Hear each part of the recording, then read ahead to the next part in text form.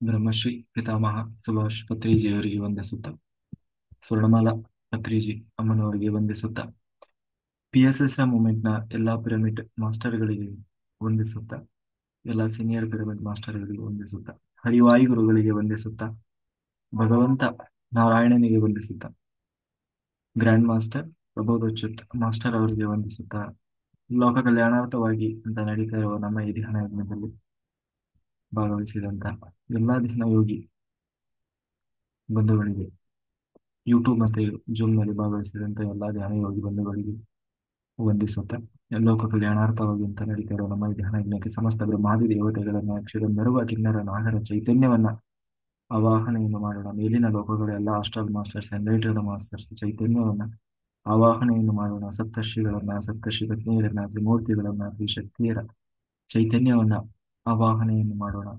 ಸದಾನಂದ ಯೋಗಿಗಳು, ಮಹಾವತಾರ್ ಬಾಬಾಜಿಯವರು, ಸಾಯಿಬಾಬಾ, ರಮಣ ಮಹರ್ಷಿಗಳು, ರಾಘವೇಂದ್ರ ಸ್ವಾಮಿಗಳು, ಶ್ರೀಧರ ಸ್ವಾಮಿಗಳು, ಬುದ್ಧ ಭಗವಾನರು, ಮಹಾವೀರರ ಚೈತನ್ಯವನ್ನ ಆವಾಹನೆಯನ್ನು ಮಾಡೋಣ.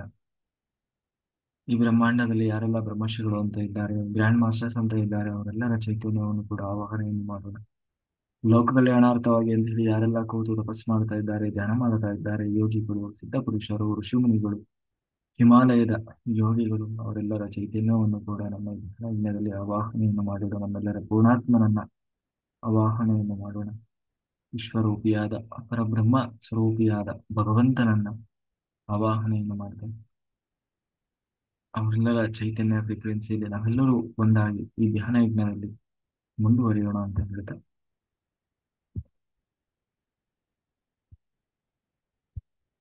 ವೆರಿ ಗುಡ್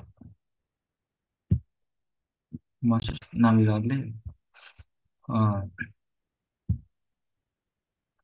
ಆ, ಇದು ಏನು ಭಾಗವತ ಚಿಂತನೆಯನ್ನು ಮಾಡ್ತಾ ಇದ್ವಿ. ಭಾಗವತ ಚಿಂತನೆಯಲ್ಲಿ ಭಾಗವತವನ್ನ ಚಿಂತನೆ ಮಾಡ್ತಾ ಇದ್ವಿ. ಭಾಗವತದಲ್ಲಿ ನಾವು ಜಡಭರತನ ಕಥೆ, ಒಂದು ಋಷಭದೇವನ ಉಪದೇಶ, ಆ ಋಷಭದೇವನ ನಂತರ ಆ ಜಡಭರತ ಮತ್ತು ಭರತ ಚಕ್ರವರ್ತಿ ಈ ಯಾವ ರಾಜನಿಂದಾಗಿ ಈ ದೇಶಕ್ಕೆ ಭಾರತ ಅನ್ನುವ ಹೆಸರು ಬಂತು, ಅಂತಹ ಭರತನ ಭರತನಿಂದ ಭರತ ದೇಶ ಅಂತ ಹೇಳಿ ಏನು ಈ ದೇಶಕ್ಕೆ ಹೆಸರು ಬಂತು. ಆ ಭರತ ಚಕ್ರವರ್ತಿಯ ಮತ್ತೆ ಜಡಭರತ ಅವನ ಮುಂದೆ ಜಿಂಕೆಯಾಗಿ ಬಂದ, ಮತ್ತೆ ಮತ್ತೆ ಪುನಃ ಮನುಷ್ಯ ಜನ್ಮದಲ್ಲಿ ಬಂದ. ಎಲ್ಲ ಜಡಭರತ ಅನ್ನುವ ಹೆಸರಿನಿಂದ. ಮತ್ತೆ ಅವನ ಹಿಂದೆ ಹೇಗೆ ಅವನ ಉಪದೇಶವನ್ನು ಮಾಡಿದ ರಘುಗಣ ರಾಜನಿಗೆ ಅನ್ನೋದನ್ನ ನಾವು ಹಿಂದಿನ ತರಗತಿಯಲ್ಲಿ ನೋಡಿದ್ವಿ. ಹಾಗೆ ಮುಂದೆ ಈಗ ಶುಕಾಚಾರ್ಯರು ಭೂಗೋಳದ ವರ್ಣನೆಯನ್ನ ಮಾಡ್ಕೊಂಡು ಬರ್ತಾ ಇದ್ದಾರೆ. ಆ ಭೂಗೋಳದ ವರ್ಣನೆ ಅಂತಂದ್ರೆ ಈ ಬ್ರಹ್ಮಾಂಡ ಅಂದ್ರೆ ಹೇಗಿದೆ. ಎಲ್ಲರೂ ಹೇಳ್ತಾರೆ ಬ್ರಹ್ಮಾಂಡ ಮೇಲೆ ಅಷ್ಟು ಲೋಕ ಇದೆ, ಕೆಳಗೆ ಇಷ್ಟು ಲೋಕ ಇದೆ ಅಂತ ಹೇಳಿ ಎಲ್ಲರೂ ಹೇಳ್ತಾರೆ. ಆದ್ರೆ ಅದು ಹೇಗಿದೆ ಅದು? ಯಾಕೆಂದ್ರೆ ಎಲ್ಲರೂ ನೋಡುವಂಥದ್ದಲ್ಲ, ಅದು ನಮ್ಮ ಸಾಮಾನ್ಯರ ಕಣ್ಣಿಗೆ ಕಾಣುವಂಥದ್ದು. ನಾವು ಜಾಸ್ತಿ ಅಂತಂದ್ರೆ ಸೂರ್ಯನನ್ನ ನೋಡ್ಬೋದು, ಚಂದ್ರನನ್ನ ನೋಡ್ಬೋದು, ನಕ್ಷತ್ರಗಳನ್ನ ನೋಡ್ಬೋದು, ಮತ್ತೆ ಉಪ್ಪಿನ ಸಮುದ್ರ, ಮತ್ತೆ ಈ ಭೂಮಿಯನ್ನ ಅಷ್ಟೇ. ಹಿಮಾಲಯ ಪರ್ವತವನ್ನು ನೋಡ್ಬೋದು, ಅದಕ್ಕಿಂತ ಈ ಮಿಗಿಲಾಗಿದ್ದನ್ನ ನೋಡ್ಲಿಕ್ಕಾಗಲ್ಲ. ಅಷ್ಟೇ ಅಲ್ಲ, ನಮಗೆ ಕಾಣುವಂಥದ್ದು ಕೇವಲ 1% ಅಂತ ಹೇಳಿದ್ರೆ ಆ ಅದಕ್ಕೂ ಕಡಿಮೆನೆ. ಆದ್ರೆ ನಮಗೆ ಕಣ್ಣಿಗೆ ಕಾಣದೇ ಇರೋದೇ ಬಹಳ ಇದೆ. 99% ನಮ್ಮ ಈ ಬರಿಗಣ್ಣಿಗೆ ಕಾಣುವಂಥದ್ದಲ್ಲ. ಅಂಥದ್ದನ್ನ ಎಲ್ಲರೂ ತಿಳ್ಕೊಳ್ಬೇಕಲ್ಲ, ಎಲ್ಲಿ ಹೇಗಿದೆ ಅದು ಅಂತ ಹೇಳಿ. ಹಾ, ಅದನ್ನ ಆ ನಾವೀಗ ಹಾಗೆ ಆ ಭೂಗೋಳದ ವರ್ಣನೆಯನ್ನ ಶುಕಾಚಾರ್ಯರು ಮಾಡ್ತಾ ಹೋಗ್ತಾರೆ. ಹೀಗೆ ಭೂಗೋಳದ ವರ್ಣನೆ ಅಂತಂದ್ರೆ ಅದು ಭಗವಂತನ ಮಹಿಮೆಯನ್ನೇ, ಸಾಕ್ಷಾತ್ ಭಗವಂತನ ಮಹಿಮೆಯನ್ನ ಹೇಳುವಂತಹ ಆ ಏನು ಆ ವಿಚಾರ ಅಂತ ಹೇಳ್ತಾರೆ. ಇಲ್ಲಿ ಒಟ್ಟು ಭೂಮಿ ಅಂತಂದ್ರೆ ಸಾಮಾನ್ಯವಾಗಿ ನಮ್ಮ ಕಣ್ಣಿಗೆ ಕಾಣುವಂಥದ್ದು ಸೀಮಿತವಾದದ್ದು. ಆದ್ರೆ ಈ ಬ್ರಹ್ಮಾಂಡ ಭೂಮಿ ಅನ್ನುವಂಥದ್ದು ಇನ್ನೂ ಬಹಳ ದೊಡ್ಡ ಮಟ್ಟದಲ್ಲಿದೆ ಅಂತ ಹೇಳ್ತಾ ಇಲ್ಲಿ ಹೇಳ್ತಾ ಹೋಗ್ತಾರೆ. ಆ ಭೂಮಿಯನ್ನ ವರ್ಣನೆ, ಈ ಭೂಮಿ ಅಂತಂದ್ರೆ ಭೂಮಿ ಒಟ್ಟು 7 ದ್ವೀಪ, 7 ಸಮುದ್ರಗಳನ್ನ ಹೊಂದಿದೆ. ಇದರಲ್ಲಿ ಎಲ್ಲಾ ಸಮುದ್ರಗಳು, ದ್ವೀಪಗಳು ನಮ್ಮ ಕಣ್ಣಿಗೆ ಕಾಣುವಂಥದ್ದಲ್ಲ, ಆಯ್ತಾ? ಹಾಗೆ ಅದನ್ನ ವರ್ಣನೆ ಮಾಡ್ತಾ ಹೋಗ್ತಾರೆ. ಈ ಭೂಮಿಯ ಮಧ್ಯಭಾಗದಲ್ಲಿ, ಭೂಮಿಯ ಇದು ಭೂಮಿ, ಇಲ್ಲಿ ಏನೋ ಕಾಣಿಸ್ತಾ ಇದೆಯಲ್ಲ, ಇದೆಲ್ಲ ಭೂಮಿ. ಇದು ಇಡೀ ಬ್ರಹ್ಮಾಂಡ, ಈ ಏನೋ ಸುತ್ತಲೂ ಕಾಣ್ತಾ ಇದೆಯಲ್ಲ. ಆ ಒಂದು ನಿಮಿಷ.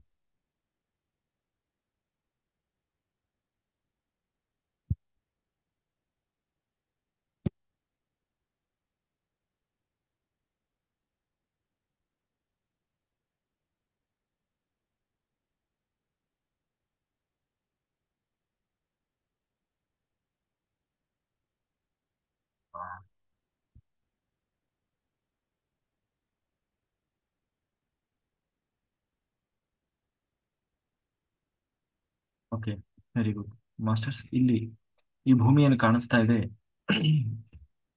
ಇದೆಲ್ಲ ಇದು ಸುತ್ತಲೂ ಕಾಣ್ತಾ ಇದೆಯಲ್ಲ, ಇದು ಬ್ರಹ್ಮಾಂಡ.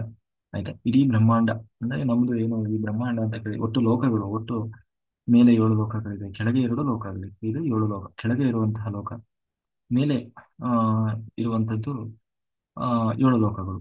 ಇದು ಮೇಲೆ ಬರುವಂತಹ 7 ಲೋಕಗಳು. ಆಯ್ತಾ, ಇದಕ್ಕೆ ಇನ್ನೊಂದು ಇಲ್ಲಿ ಇನ್ನೊಂದು ಏನಂತಾರೆ, ಇಲ್ಲಿ ನೋಡಿ ಸ್ಪಷ್ಟವಾಗಿ ಕಾಣಿಸ್ತದೆ, ಇದು ಭೂಮಿ. ಇದು ಸುತ್ತಲ ಕಾಣ್ತಾ ಇದೆಯಲ್ವಾ, ಇದು ಮಧ್ಯಭಾಗದಲ್ಲಿ ಇರುವಂತದ್ದು ಭೂಮಿ. ಈ ಭೂಮಿಯನ್ನು ಸೇರಿಕೊಂಡು ಮೇಲೆ ಒಟ್ಟು 7 ಲೋಕಗಳು ಬರ್ತದೆ. ಆಯ್ತಾ, ಇಲ್ಲಿ ನೋಡಿ ಭುವರ್ಲೋಕ, ಇದು ಏನು ಸ್ವರ್ಗಲೋಕ ಅಂತ ಹೇಳಿ ಬರ್ತದೆ. ಆಮೇಲೆ ಇದು ಮಹರ್ಲೋಕ, ಜನರ್ಲೋಕ, ತಪೋಲೋಕ, ಸತ್ಯಲೋಕ, ಇದು ಬ್ರಹ್ಮದೇವರ ಸದನ ಇರುವಂತದ್ದು. ಆಯ್ತಾ. ಇಲ್ಲಿ ಕೆಳಗಡೆ ಕೆಳಗಡೆ ನೋಡಿ, ಇಲ್ಲಿ ಮಹಾವಿಷ್ಣು ತಾನು ಮಲಗಿದ್ದಾನೆ. ಇಲ್ಲಿಂದ ಈ ಭಗವಂತನ ಉದರದಿಂದ ಒಂದು ಕಮಲ ಕಮಲ ಏನೋ ಸೃಷ್ಟಿಯಾಗಿದೆ. ಆ ಕಮಲ ಎಲ್ಲಿ ಹೋಗಿದೆ ಅಂತಂದ್ರೆ ಇಲ್ಲಿ ಮೇಲೆವರೆಗೂ ಹೋಗಿದೆ. ಇಲ್ಲಿ ಬ್ರಹ್ಮದೇವರು ಇರೋದಲ್ಲಿ ಮೇಲೆ ಸತ್ಯಲೋಕದಲ್ಲಿ ಇದ್ದಾರೆ. ಇದು ಭೂಮಿ, ಇದು ಎಲ್ಲಾ ಲೋಕಗಳ ಕೆಳಗೆ ಭಗವಂತ ಇಲ್ಲಿ ಇದು ಬರ್ತದೆ. ಯಾವುದು ಆ ಅಂದ್ರೆ ನಾವು ಹೇಳ್ತೀವಲ್ಲ ಕ್ಷೀರಸಾಗರ ಅಂತ ಹೇಳಿ, ಹಾಗೆ ಮಲಗಿರ್ತಾನೆ ಭಗವಂತ. ಇಲ್ಲೆಲ್ಲ ಸುತ್ತಲೂ ನೀರಿರ್ತದೆ. ಇಲ್ಲಿ ಮಲಗಿರ್ತಾನೆ. ನಿಮಗೆ ಇನ್ನೊಂದು ಇದರಲ್ಲಿ ತೋರಿಸ್ತೀನಿ. ಹ್ಮ್. ಇಲ್ಲಿ ನೋಡಿ, ಇಲ್ಲಿ ನೋಡಿ, ಇಲ್ಲಿ ಭಗವಂತ ಮಲಗಿದ್ದಾನೆ ಅಲ್ವಾ. ಇಲ್ಲಿ ನೋಡಿ ಮಲಗಿದ್ದಾನೆ. ಅದರಲ್ಲಿ ಇಲ್ಲಿ ಇದೆಲ್ಲ ನೀರು ನೀರು ತುಂಬಿಕೊಂಡಿದೆ. ಇಲ್ಲಿ ಇಲ್ಲಿ ಮಹಾಲಕ್ಷ್ಮಿ ಜೊತೆಗೆ ಶೇಷಶಾಯನಾಗಿ ಮಲಗಿದ್ದಾನೆ ದೇವರು. ಇಲ್ಲಿಂದ ಇಲ್ಲಿವರೆಗೂ ಈ ಏನು ಈ ಕಮಲದ ದಂಟೆ ಏನಿದೆ, ಇದೇ ಮಧ್ಯ ದಾರ ಇದ್ದ ಹಾಗೆ ಇಡೀ ಬ್ರಹ್ಮಾಂಡದ ದಾರ ಇದೆ. ಈ ಹೆಂಗೆ ಒಂದು ಮಣಿಯನ್ನ ಪೋಣಿಸಿದ್ರೆ ಒಂದು ದಾರ ಇರ್ತದಲ್ಲ, ಹಾಗೆ ಆ ಒಂದು ದಾರ ಇದು ಹೇಗೆ ಅಂತಂದ್ರೆ ಮೇಲೆವರೆಗೂ ಹೋಗಿದೆ. ಇಲ್ಲಿ ನೋಡಿ ಬ್ರಹ್ಮದೇವರು ಇಲ್ಲಿದ್ದಾರೆ, ಮೇಲಿರುವಂತದ್ದು ಸತ್ಯಲೋಕ. ಈ ಬ್ರಹ್ಮಾಂಡದ ಈ ಒಂದು ಇದರಲ್ಲಿ ಇಲ್ಲಿ ಕೈಲಾಸ ಬರ್ತದೆ. ಇಲ್ಲಿ ನೋಡಿ ಶಿವ ಕೂತಿದ್ದಾನಲ್ಲ, ಇದು ಕೈಲಾಸ. ಒಟ್ಟು ಈ ಬ್ರಹ್ಮಾಂಡಕ್ಕೆ ಒಟ್ಟು 7 ಲೇಯರ್ ಅಂದ್ರೆ ಶೀಲ್ಡ್ ಅಂತೀವಲ್ವ ಹಾಗೆ, ಕವಚ ಕವಚ ಅನ್ಬೋದು, ಕವಚ ಆವರಿಸಿಕೊಂಡಿರ್ತದೆ ಈ ಒಂದು ಇಡೀ ಬ್ರಹ್ಮಾಂಡದಲ್ಲಿ, ಯೂನಿವರ್ಸ್. ಓಕೆ, ಇದನ್ನ ನಾವೀಗ ಹಂತ ಹಂತವಾಗಿ ಎಲ್ಲೆಲ್ಲಿ ಏನೇನಿದೆ ಹೇಗಿದೆ ಅನ್ನೋದನ್ನ ವಿಸ್ತಾರವಾಗಿ ನೋಡ್ತಾ ಹೋಗೋಣ. ಜೊತೆಗೆ ಹಾಗೆ ಈ ಭೂಮಿಯ ಮಧ್ಯಭಾಗದಲ್ಲಿ ಏನು ಕಾಣಿಸ್ತಾ ಇದೆಯಲ್ಲ, ಈ ಭೂಮಿಯ ಮಧ್ಯಭಾಗದಲ್ಲಿ ಇದು ಮೇರು ಪರ್ವತ. ಈ ಮೇರು ಪರ್ವತ ಇದು ಕಣ್ಣಿಗೆ, ನಮ್ಮ ಮನುಷ್ಯರ ಕಣ್ಣಿಗೆ, ನಮ್ಮ ಸಾಮಾನ್ಯರ ಕಣ್ಣಿಗೆ ಕಾಣುವಂಥದ್ದು ಅಲ್ಲ. ಈ ಕೆಳಭಾಗದಲ್ಲಿ ಇದರ ಒಂದು ವಿಸ್ತೀರ್ಣ ಎಷ್ಟಿದೆ ಅಂತಂದ್ರೆ 16,000 ಯೋಜನ. 16,000 ಯೋಜನ. ಮತ್ತೆ ಇದು ಅಣಬೆ ಆಕಾರದಲ್ಲಿ ಇರ್ತದೆ. ಅಂದ್ರೆ ಕೆಳಗಡೆ ಸಣ್ಣದಾಗಿ ಅದರ ದಂಟಿದ್ರೆ ಹೋಗ್ತಾ ಹೋಗ್ತಾ ಇದು ಅಗಲ ಆಗಿದೆ. ಇಲ್ಲಿ ಕೆಳಗೆ 16,000 ಯೋಜನ ಇದ್ರೆ ಮೇಲೆ ಒಟ್ಟು 32,000 ಯೋಜನ ಇದೆ. ಅಂದ್ರೆ ಡಬಲ್. ಇದರ ಸುತ್ತಲೂ ಇರುವಂತದ್ದು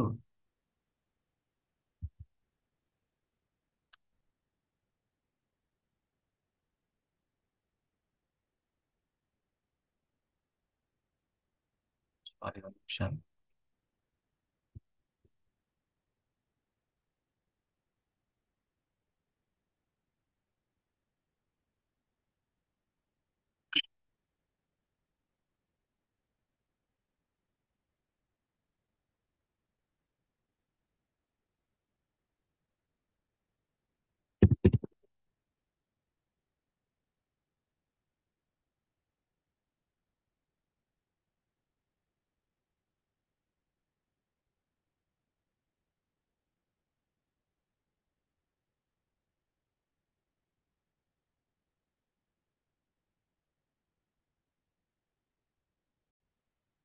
ವೆರಿ ಗುಡ್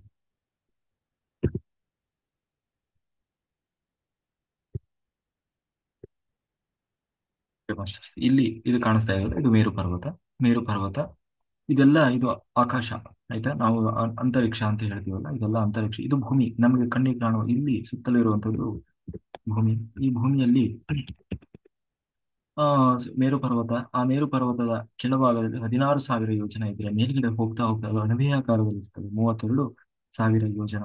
ಈ ಈ ಈ ಮೇರು ಪರ್ವತ ಏನಿದೆ ಇದು ಈ ಮೇರು ಪರ್ವತದ ತುತ್ತ ತುದಿ ಏನಿದೆ, ಇಲ್ಲಿ ಎಲ್ಲಾ ದೇವತೆಗಳ ವಾಸಸ್ಥಾನ. ಎಲ್ಲಾ ದೇವತೆಗಳು ಕೂಡ ಇರುವಂತದ್ದು. ಇದು ನಮ್ಮ ಮನುಷ್ಯರ ಸಾಮಾನ್ಯ ಕಣ್ಣಿಗೆ ಕಾಣುವಂಥದ್ದಲ್ಲ. ಯಾರಿಗೆ ದಿವ್ಯ ಚಕ್ಷು ಇರ್ತದೆ, ಜೊತೆಗೆ ಯಾರಿಗೆ ಆಸ್ಟ್ರಲ್ ಬಾಡಿ ಸೂಕ್ಷ್ಮ ಶರೀರ ಆ ಸೂಕ್ಷ್ಮ ಶರೀರದ ಮೂಲಕ ಹೋಗಿ ನೋಡ್ಲಿಕ್ಕೆ ಸಾಧ್ಯ ಇದೆ. ಮತ್ತೆ ಯಾರಿಗೆ ಕರಡೇ ಇರ್ತದೆ ಅವರು ಮಾತ್ರ ನೋಡಬಹುದಾದಂಥದ್ದು. ಯಾರು ಋಷಿಮುನಿಗಳು ಅಥವಾ ಯೋಗರು, ಸಿದ್ಧ ಪುರುಷರು ಅಂತ ಇದ್ದಾರೆ, ಅವರು ಮಾತ್ರ ಇಂತಹ ಒಂದು ಕಣ್ಣಿಗೆ ಕಾಣದ ಲೋಕವನ್ನ ನೋಡ್ತಾರೆ. ಅಂದ್ರೆ ಇದೆಲ್ಲವೂ ಸೇರಿ ಭೂಮಿನಿ. ಅಂದ್ರೆ ಹಾಗೆ ಆ ಒಟ್ಟು ಈ ಪರ್ವತ ಏನಿದೆ, ಈ ಒಂದು ಮೇರು ಪರ್ವತ, ಈ ಮೇರು ಪರ್ವತದ ನಾಲ್ಕು ಆ ದಿಕ್ಕುಗಳಲ್ಲೂ ಕೂಡ, ನಾಲ್ಕು ದಿಕ್ಕುಗಳಿಗೂ ನಾಲ್ಕು ಪರ್ವತಗಳಿದ್ದಾವಂತೆ. ಯಾಕೆಂತಂದ್ರೆ ಅದಕ್ಕೆ ಸಪೋರ್ಟಿವ್ ಆಗಿ, ಅಂದ್ರೆ ಇದು ಅಣಬೆ ಆಕಾರದಲ್ಲಿ ಇದೆ, ಒಂದು ಕಂಬದ ಹಾಗೆ ನಾಲ್ಕು ದಿಕ್ಕುಗಳಲ್ಲೂ ಕೂಡ ನಾಲ್ಕು ಪರ್ವತಗಳಿದೆ. ಯಾವ ಪರ್ವತ ಅಂತಂದ್ರೆ ಕುಮುದ, ಕುಮುದ ಅನ್ನುವಂತಹ ಒಂದು ಪರ್ವತ, ಆಮೇಲೆ ಮಂದಾರ, ಮಂದಾರ ಪರ್ವತ, ಮೇರು ಮಂದಾರ, ಮತ್ತೆ ಸುಪಾರ್ಶ್ವ ಅನ್ನುವ ನಾಲ್ಕು ದಿಕ್ಕುಗಳಿಗೂ ಕೂಡ ನಾಲ್ಕು ಪರ್ವತಗಳು ಕಂಡು ಬರ್ತವೆ. ಇವನ್ನೆಲ್ಲ ನಾವು ಪುರಾಣಗಳಲ್ಲಿ ಅಥವಾ ಈ ರಾಮಾಯಣ ಹೇಳುವಾಗ ಮತ್ತೆ ಮಹಾಭಾರತದಲ್ಲಿ ಇವೆಲ್ಲ ಉಲ್ಲೇಖ ಬರ್ತದೆ. ಆದ್ರೆ ಅವು ಎಲ್ಲಿದ್ದಾವೆ ಏನು ಅನ್ನೋದು ನಮಗೆ ಗೊತ್ತಾಗಲ್ಲ. ಆದ್ರೆ ಅದರ ವರ್ಣನೆ ಇಲ್ಲಿ ಬರ್ತಾ ಇದೆ. ಈ ಕುಮದ ಮತ್ತೆ ಮಂದಾರ, ಮೇರು ಪರ್ವತ ಅಥವಾ ಮೇರು ಮಂದಾರ ಮತ್ತೆ ಸುಪಾರ್ಶ್ವ, ಈ ಒಂದೊಂದು ಪರ್ವತಗಳೇನಿದ್ದಾವೆ ಆ ಒಂದೊಂದು ಪರ್ವತಗಳಲ್ಲೂ ಕೂಡ ನಾಲ್ಕು ಸರೋವರಗಳು, ಏನು ಒಂದೊಂದು ಸರೋವರಗಳು ಬರ್ತವೆ. ಆ, ಒಂದೊಂದು ಸರೋವರ ಬರ್ತದೆ ಜೊತೆಗೆ. ಅದೆಲ್ಲ ಮತ್ತೆ ಒಂದೊಂದು ವನಗಳು ಅಂತಂದ್ರೆ ಈ ಕುಮುದ ಅನ್ನುವ ಏನು ಪರ್ವತ ಏನಿದೆ ಅಲ್ಲಿ ಈ ಸರ್ವತೋಭದ್ರ ಅನ್ನುವಂತಹ ಆ ಏನೋ ವನ ಬರ್ತದೆ. ಅಂದ್ರೆ ನಂದನ ಪಾರ್ಕ್ ಅಂತೀವಲ್ಲ ಹಾಗೆ ಸರ್ವತೋಭದ್ರ ಅನ್ನುವಂಥ ಪಾರ್ಕು. ಮಂದಾರ ಪರ್ವತದಲ್ಲಿ ನಂದನವನ ನಾವು ಕೇಳ್ತಾ ಇರ್ತೀವಿ, ಏನೋ ಇಂದ್ರನ ನಂದನವನ, ಅಲ್ಲಿ ದೇವತೆಗಳು ನಡೆದಾಡ್ತಾ ಇದ್ರು, ಗಂಧರ್ವರು ಇದ್ರು ಅಂತ ಹೇಳಿ ಈ ಕೆಲವು ಕಥೆ ಪುರಾಣಗಳೆಲ್ಲ ಕೇಳ್ತೀವಲ್ಲ, ಹಾಗೆ ಆ ನಂದನವನ, ಮೇರುಮಂದನ ಪರ್ವತ, ಅಲ್ಲಿ ಚಿತ್ರರಥ ಅನ್ನುವಂತಹ ವನ ಬರ್ತದೆ. ಸುಪಾರ್ಶ್ವದಲ್ಲಿ ವಿಟ್ರಾಜಕ ಅನ್ನುವಂಥದ್ದು, ಜೊತೆಗೆ ನಾಲ್ಕು ಸರೋವರಗಳಿವೆ. ಹಾಲಿನ ಸರೋವರ, ಜೇನುತುಪ್ಪದ ಸರೋವರ, ಮತ್ತೆ ಕಬ್ಬಿನ ಹಾಲಿನ ಸರೋವರ, ಮತ್ತೆ ನೀರಿನ ಸರೋವರ, ಹೀಗೆ ಆ ನಾಲ್ಕು ಸರೋವರಗಳು, ನಾಲ್ಕು ಪರ್ವತಗಳು, ನಾಲ್ಕು ವನಗಳು, ನಂದನವನ, ಚೈತ್ರರಥ, ವಿಭ್ರಾಜಕ, ನಂದನವನ, ಸರ್ವತೋಭದ್ರ ಅನ್ನುವಂತಹ ನಾಲ್ಕು ಆ ವನಗಳು ಬರ್ತವೆ ಅಂತ ಹೇಳ್ತಾ, ಒಟ್ಟು 9 ದೇಶ, 9 ಪರ್ವತಗಳು ಬರ್ತವೆ. ಈ ಮೇರು ಪರ್ವತದ ದಕ್ಷಿಣಕ್ಕೆ ಬಂದರೆ, ಈ ಮೇರು ಪರ್ವತ ಏನಿದೆ, ಈ ಮೇರು ಪರ್ವತ ಇದೆಯಲ್ಲ, ಈ ಮೇರು ಪರ್ವತದ ಸುತ್ತಲೂ ಇರುವಂತದ್ದು ಜಂಬೂ ದ್ವೀಪ. ಆಯ್ತಾ, ಇಲ್ಲಿ ಸುತ್ತಲೂ ಇರುವಂತದ್ದು, ಇಲ್ಲಿ ಜಂಬೂ ನೇರಳೆ ಅನ್ನುವಂತಹ ಒಂದು ಮರ ಇದೆ. ಆ ಮರದಿಂದ ಬಿಡುವಂತಹ ಜಂಬೂ ನೇರಳೆ ಆ ಏನು ನೇರಳೆಯಿಂದಾಗಿ ಇಲ್ಲಿ ಜಂಬೂ ದ್ವೀಪ, ಅಂದ್ರೆ ಅಲ್ಲಿ ಒಂದು ಸರೋವರ ಹರಿತದಂತೆ. ಹಾಗಾಗಿ ಆ ಅದಕ್ಕೆ ಜಂಬೂ ದ್ವೀಪ ಅನ್ನುವ ಹೆಸರು ಬಂದಿದೆ. ಇಲ್ಲಿ ಇದರ ಸುತ್ತಲೂ ಈ ಒಂದು ಏನು ಮೇರು ಪರ್ವತ ಏನಿದೆ, ಈ ಮೇರು ಪರ್ವತದ ಸುತ್ತಲೂ ಇಲ್ಲಿ ಕಾಣ್ತಾ ಇದೆಯಲ್ಲ, ಸುತ್ತಲೂ ಇಲ್ಲಿ ಇರುವಂತದ್ದು ಇಳಾವೃತ ಖಂಡ ಅಂತ ಹೇಳಿ, ಇಳಾವೃತ ಖಂಡ. ಆಯ್ತಾ, ಇದು ಸುತ್ತಲೂ ಈ ಮೇರು ಪರ್ವತದ ಸುತ್ತಲೂ ಇದು ಆವರಿಸಿಕೊಂಡಿದೆ. ಇಲ್ಲಿ ಶಿವನ ವಾಸಸ್ಥಾನ. ಇಲ್ಲಿ ಶಿವ ವಿಶೇಷವಾಗಿ ತಾನು ಸನ್ನಿಹಿತನಾಗಿರ್ತಾನೆ. ಆದ್ರೆ ಇಲ್ಲಿಯ ಒಂದು ವಿಶಿಷ್ಟತೆ ಏನು ಅಂತಂದ್ರೆ, ಇಲ್ಲಿ ಹೆಣ್ಣು ಮಕ್ಕಳನ್ನ ಬಿಟ್ಟರೆ ಬೇರೆಯವರಿಗೆ ಅವಕಾಶ ಇಲ್ಲ. ಅಂದ್ರೆ ಇಲ್ಲಿ ಶಿವ ಮಾತ್ರ ಗಂಡು, ಉಳಿದವರೆಲ್ಲ ಹೆಣ್ಣು. ಅಲ್ಲಿ ಹೆಣ್ಣು ಮಕ್ಕಳಿಗೆ ಮಾತ್ರ ಅವಕಾಶ. ಯಾಕೆ ಹಾಗೆ ಇಟ್ಟಿದ್ದಾನೆ ದೇವರು ಅಂತಂದ್ರೆ, ಅಲ್ಲಿ ಶಿವ ಮತ್ತೆ ಪಾರ್ವತಿಯರು ತಾವು ಏಕಾಂತದಲ್ಲಿ ಇರ್ಲಿಕ್ಕಾಗಿ, ಮತ್ತೆ ಪಾರ್ವತಿ ಏನು ಪಾರ್ವತಿಗೆ ಆ ತಾನು ಖುಷಿಯನ್ನ ಕೊಡ್ಲಿಕ್ಕಾಗಿ, ಅಂದ್ರೆ ಏಕಾಂತದಲ್ಲಿ ಇರುವಾಗ. ಯಾಕೆ ಇದು ಮುಂದೆ ಈ ಮಹಾಭಾರತದಲ್ಲಿ ಬರ್ತದೆ. ಏನಂತಂದ್ರೆ ಆ ಮಹಾಭಾರತ ಆ ಮಹಾಭಾರತದಲ್ಲಿ ಬರ್ತದೆ, ಮುಂದೆ ಇಲ್ಲೇ ಭಾಗವತದಲ್ಲಿ ಬರ್ತದೆ. ಕೃಷ್ಣನ ಚರಿತ್ರೆ ಹೇಳುವಾಗ ಅಲ್ಲಿ ಶಿವ ಆ ಇಲ್ಲಿ ಯಾರಾದ್ರೂ ಶಿವನ ಶಾಪ ಇದೆ. ಇಲ್ಲಿ ಯಾರು ಈ ಇಳಾವೃತ ವರ್ಷವನ್ನ ಪ್ರವೇಶ ಮಾಡ್ತಾರೆ, ಅವರು ಒಂದು ವೇಳೆ ಗಂಡಾಗಿದ್ರು ಕೂಡ ಒಳಗೆ ಪ್ರವೇಶ ಮಾಡಿರುವಂತವ್ರು ಅವ್ರು ಹೆಣ್ಣಾಗಿ ಬಿಡ್ತಾರೆ. ಯಾಕೆಂದ್ರೆ ಅಲ್ಲಿರೋರೆಲ್ಲ ಹೆಣ್ಣು. ಬೇರೆ ಯಾರು ಇದು ಯಾಕೆ ಹಾಗೆ ಶಿವ ಶಾಪ ಕೊಟ್ಟಿದ್ದಾನೆ ಅಂತಂದ್ರೆ, ಒಮ್ಮೆ ಈ ಶಿವ ಮತ್ತೆ ಪಾರ್ವತಿ ಏಕಾಂತದಲ್ಲಿದ್ದಾಗ ಅಲ್ಲಿ ಇವರು ಋಷಿಗಳು ಬಂದ್ಬಿಡ್ತಾರೆ, ಗಂಡು. ಅವಾಗ ಆ ಅಲ್ಲಿ ಪಾರ್ವತಿ ದೇವಿಗೆ ಬಹಳ ಮುಜುಗರ ಉಂಟಾಗ್ತದೆ. ಆ ಆ ಕಾರಣಕ್ಕಾಗಿ ಆ ಇನ್ನು ಮುಂದೆ ಯಾರು ಇಲ್ಲಿ ಗಂಡು ಮಕ್ಕಳು ಪ್ರವೇಶ ಮಾಡಬಾರದು ಅಂತ ಹೇಳಿ, ಇದು ಶಿವನ ಶಾಪ ಇರೋದ್ರಿಂದ ಇದು ಇದರ ಸುತ್ತಲೂ ಇಳಾವೃತ ಖಂಡದ ಸುತ್ತಲೂ ಇರುವಂತದ್ದು ಜಂಬೂ ದ್ವೀಪ. ಈ ಒಂದು ಏನು ಮೇರು ಪರ್ವತ ಏನಿದೆ, ಇದರ ದಕ್ಷಿಣ ಭಾಗ, ಇದ್ರ ಮೇಲಕ್ಕೆ ಹೋದ್ರೆ ಉತ್ತರ, ಮೇಲೆ ಅಂದ್ರೆ ಮೇಲೆ ಅಲ್ಲ, ಅದರ ಪಕ್ಕ, ಪಕ್ಕ ಅಂದ್ರೆ ಆ ಕಡೆ ಹೋದ್ರೆ ಉತ್ತರ ಭಾಗ, ಈ ಕಡೆ ಬಂದ್ರೆ ಪೂರ್ವ ಭಾಗ, ಈ ಕಡೆ ಬಂದ್ರೆ ಪಶ್ಚಿಮ ಭಾಗ. ಈಗ ಈ ಒಂದು ಮೇರು ಪರ್ವತದಿಂದ ಕೆಳಗಡೆ ಇಳಿತ ಅಂದ್ರೆ ದಕ್ಷಿಣ ಭಾಗಕ್ಕೆ ಬಂದ್ರೆ ಏನೆಲ್ಲ ಇದೆ ಅನ್ನೋದನ್ನ ನಾವು ನೋಡೋಣ. ಈ ಕಡೆ ಹೀಗೆ ದಕ್ಷಿಣ ಭಾಗಕ್ಕೆ ಬಂದ್ರೆ, ಮೊದಲು ಅದರ ಸುತ್ತಲೂ ಇರುವಂತದ್ದು ಇಳಾವೃತ ಖಂಡ. ಆ ಇಳಾವೃತ ಖಂಡದ ಸುತ್ತಲೂ ಇರುವಂತದ್ದು ಜಂಬೂ ದ್ವೀಪ. ಆಯ್ತಾ, ಅದರಿಂದ ಕಡೆಗೆ ದಕ್ಷಿಣಕ್ಕೆ ಬಂದ್ರೆ ನಿಷಧ ಪರ್ವತ ಅನ್ನುವಂಥದ್ದು ಇದೆ. ನಿಷಧ ಪರ್ವತ, ಅದರ ದಕ್ಷಿಣಕ್ಕೆ ಪುನಃ ಕೆಳಗಡೆ ಬಂದ್ರೆ ಹರಿವರ್ಷ, ಅದರ ಕೆಳಗಡೆ ಬಂದ್ರೆ ಹೇಮಕೂಟ ಪರ್ವತ, ಅದರ ಕೆಳಗೆ ಬಂದ್ರೆ ಕಿಂಪುರುಷ ಖಂಡ. ಈ ಕಿಂಪುರುಷ ಖಂಡದಲ್ಲೇ ಇವತ್ತಿಗೂ ಕೂಡ ಹನುಮಂತ ತಾನು ರಾಜ್ಯಭಾರವನ್ನು ಮಾಡ್ತಾ ಇದ್ದಾನೆ. ಈ ಕಿಂಪುರುಷ ಖಂಡ ಎಲ್ಲಿದೆ ಅಂತಂದ್ರೆ ಹಿಮಾಲಯದ ನಂತರ ಬರುವಂತದ್ದು ಕಿಂಪುರುಷ ಖಂಡ. ಆದ್ರೆ ಈ ಕಿಂಪುರುಷ ಖಂಡದವರೆಗೂ ಕೂಡ ಮನುಷ್ಯನ ಕಣ್ಣಿಗೆ ಬರಿಗಣ್ಣಿಗೆ ಯಾವುದೂ ಕಾಣಲ್ಲ. ಈ ಕಿಂಪುರುಷ ಖಂಡದ ನಂತರ ಬರುವಂತದ್ದು ಹಿಮಾಲಯ ಪರ್ವತ. ಈ ಹಿಮಾಲಯ ಪರ್ವತ ಮನುಷ್ಯನ ಕಣ್ಣಿಗೆ ಕಾಣುವಂಥದ್ದು. ಇವತ್ತು ನಾವೇನು ಹಿಮಾಲಯ ಪರ್ವತ ನೋಡ್ತೀವಲ್ಲ, ಅದು ಆ ಹಿಮಾಲಯ ಪರ್ವತದ ದಕ್ಷಿಣ ಭಾಗಕ್ಕೆ ಬಂದ್ರೆ ಆ ದಕ್ಷಿಣ ಭಾಗದಲ್ಲಿರುವಂತಹ ಭೂಮಿ ಏನಿದೆ ಅದೇ ಭರತಖಂಡ. ಆ ಭರತಖಂಡವನ್ನು ದಾಟಿದ್ರೆ ಸಿಗುವಂಥದ್ದು ಲವಣ ಸಮುದ್ರ ಅಂದ್ರೆ ಉಪ್ಪಿನ ಸಮುದ್ರ. ಹೀಗೆ ಇದು ಈ ಹಿಮಾಲಯದಿಂದ ಕೆಳಗೆ ಇರುವಂಥದ್ದು ಮಾತ್ರ ಮನುಷ್ಯನ ಬರಿಗಣ್ಣಿಗೆ ಕಾಣುವಂಥದ್ದು. ಅದರ ಮೇಲಿರುವುದೆಲ್ಲ ನೋಡ್ಬೇಕು ಅಂತಂದ್ರೆ ಅವರಿಗೆ ದಿವ್ಯ ಚಕ್ಷು ಬೇಕು, ಮೂರನೇ ಕಣ್ಣು. ಹಾಗೆ ಈ ಮೇರು ಪರ್ವತದ ಉತ್ತರಕ್ಕೆ ಹೋದರೆ ಇಲ್ಲೆಲ್ಲ ಒಂದೊಂದು ಇದರಲ್ಲೂ ಕೂಡ ಒಬ್ಬೊಬ್ಬ ಅಧಿಪತಿ ಇದ್ದಾರೆ. ಆ ಜೊತೆಗೆ ಅಲ್ಲಿ ಒಂದೊಂದು ರೂಪದಿಂದ ಭಗವಂತನನ್ನ ವಿಶೇಷವಾಗಿ ಆರಾಧನೆ ಮಾಡುವವರಿದ್ದಾರೆ. ಅಲ್ಲೆಲ್ಲ ಸಾಮಾನ್ಯರೆಲ್ಲ ಎಲ್ಲ ಮಹಾತ್ಮರು, ಪುಣ್ಯಾತ್ಮರು. ನಾವೆಲ್ಲ ಮೇಲಿನ ಲೋಕದ ಹಾಸ್ಟೆಲ್ ಮಾಸ್ಟರ್ಸ್ ಅಂತೀವಲ್ಲ, ಅಥವಾ ಯಕ್ಷ, ಗಂಧರ್ವ, ಕಿನ್ನರರು, ಆ ನಾಗ, ಇವರೆಲ್ಲ ಇರುವಂತಹ ಒಂದು ವಿಶೇಷವಾದಂತಹ ಜಾಗ. ಏನು ಲೋಕಗಳು. ಲೋಕ ಅನ್ನೋದಕ್ಕಿಂತ ಅದನ್ನ ವರ್ಷ ಅಂತ ಕರೀತಾರೆ. ಅವನ್ನೆಲ್ಲ ವರ್ಷ ಮತ್ತೆ ಖಂಡಗಳು ಅಂತ ಕರೀತಾರೆ. ಹೀಗೆ ಈ ಮೇರು ಪರ್ವತದ ಉತ್ತರ ಭಾಗ ಅಂದ್ರೆ ಅದರ ಪಕ್ಕದಲ್ಲಿ ಆ ಕಡೆ ಹೊರಗಡೆ ಮೇಲಕ್ಕಲ್ಲ, ಉತ್ತರ ಭಾಗ ಆ ಕಡೆ ಹೋದ್ರೆ ಸಾಮಾನ್ಯವಾಗಿ ಅದರ ಸುತ್ತಲೂ ಇರುವಂತದ್ದು ಇಳಾವೃತ ಖಂಡ. ಅದರ ನಂತರ ಉತ್ತರಕ್ಕೆ ಹೋದ್ರೆ ನೀಲ ಪರ್ವತ ಅಂತ ಹೇಳಿ ಬರ್ತದೆ. ಅದರ ನಂತರ ಹೋದ್ರೆ ರಮ್ಯಕ ದೇಶ. ಅದರ ನಂತರ ಶ್ವೇತ ಪರ್ವತ, ಆಮೇಲೆ ಹಿರಣ್ಯ ವರ್ಷ, ಶೃಂಗವಾನ್ ಪರ್ವತ, ಉತ್ತರಪುರ ವರ್ಷ, ಆಮೇಲೆ ಅದರ ನಂತರ ಸಿಗುವಂತದ್ದು ಲವಣ ಸಮುದ್ರ. ಇನ್ನು ಮೇರು ಪರ್ವತದ ಇನ್ನು ಮೇ-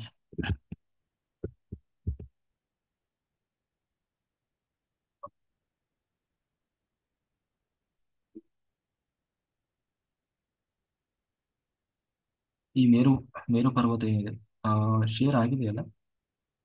ಹಾ ಈ ಮೇರು ಪರ್ವತದ ಈ ಏನು ಉತ್ತರ ಆಯ್ತು, ದಕ್ಷಿಣ ಆಯ್ತು, ಈ ಪೂರ್ವ ಭಾಗಕ್ಕೆ ಬಂದ್ರೆ ಮತ್ತೆ ಪಶ್ಚಿಮಕ್ಕೆ ಬಂದ್ರೆ ಇಲ್ಲಿ ಬಹಳ ದೇಶಗಳು ಬರಲ್ಲ, ಎರಡೆರಡೇ ದೇಶಗಳು ಬರ್ತದೆ. ಪೂರ್ವ ಭಾಗಕ್ಕೆ ಬಂದ್ರೆ ಆ ಪೂರ್ವ ಭಾಗದಲ್ಲಿ ಏನ್ ಬರ್ತದೆ ಅಂದ್ರೆ ಗಂಧಮಾದನ ಪರ್ವತ. ಪೂರ್ವ ಭಾಗದಲ್ಲಿ ಗಂಧಮಾದನ ಪರ್ವತ ಮತ್ತೆ ಭದ್ರಾಶ್ವ ಅನ್ನುವಂತಹ ದೇಶ ಬರ್ತದೆ. ಅದರ ಪಕ್ಕದಲ್ಲಿ ಬರುವಂತದ್ದು ಲವಣ ಸಮುದ್ರ ಅಂದ್ರೆ ಉಪ್ಪಿನ ಸಮುದ್ರ. ನಾವು ರಾಮಾಯಣದಲ್ಲಿ ಕೇಳ್ತೀವಿ, ಹನುಮಂತ ಆ ಏನು ಗಂಧಮಾದನ ಪರ್ವತಕ್ಕೆ ಹೋಗಿ ಸಂಜೀವಿನಿಯನ್ನು ತಂದ ಅಂತ ಹೇಳಿ. ನಾವೆಲ್ಲ ತಿಳ್ಕೊಳ್ಳೋದೇನು ಅಂತಂದ್ರೆ ಸಂಜೀವಿನಿ ತಂದದ್ದು ಎಲ್ಲಿಂದ? ಹಿಮಾಲಯದಿಂದ ಅಂತ ಹೇಳಿ. ಹಿಮಾಲಯದಿಂದ ಅಲ್ಲ, ಈ ಗಂಧಮಾದನ ಪರ್ವತ ಇದು ನಮ್ಮ ಮನುಷ್ಯರ ಕಣ್ಣಿಗೆ ಕಾಣುವಂಥದ್ದಲ್ಲ. ಹೀಗೆ ಈ ಈ ಈ ಈ ಕಡೆ ಪೂರ್ವ ಭಾಗಕ್ಕೆ ಬಂದ್ರೆ ಇಲ್ಲಿ ಇರುವಂತದ್ದು ಗಂಧಮಾದನ ಪರ್ವತ. ಆ ಗಂಧಮಾದನ ಪರ್ವತದಲ್ಲಿ ಆ ಸಂಜೀವಿನಿಯನ್ನ ಹನುಮಂತ ದೇವರು ತಗೊಂಡು ಬರ್ತಾರೆ ಆ ಪರ್ವತವನ್ನು. ಹಾಗಾಗಿ ಈ ಮೇರು ಪರ್ವತದ ಪಶ್ಚಿಮಕ್ಕೆ ಹೋದರೆ ಅಲ್ಲಿ ಇರುವಂತದ್ದು ಮಾಲ್ಯವಾನ್ ಅನ್ನುವಂತಹ ಪರ್ವತ, ಮತ್ತೆ ಕೇತುಮೂಲ ಅನ್ನುವ ದೇಶ. ಅದರ ಸುತ್ತಲೂ ಇರುವಂತದ್ದು ಲವಣ ಸಮುದ್ರ. ಹೀಗೆ ಈ ಭರತ ದೇಶ ಅನ್ನುವುದು ಏನು ಕರ್ಮಭೂಮಿ. ಉಳಿದವು ಎಲ್ಲ ಇಲ್ಲಿ ನಾವೇನೋ ನೋಡಿದಿವಲ್ಲ, ಇಲ್ಲಿ ಮೇಲೆಲ್ಲ ಇಲ್ಲ ಆ ದೇಶ ಈ ಖಂಡ ಅಂತ ಹೇಳಿ.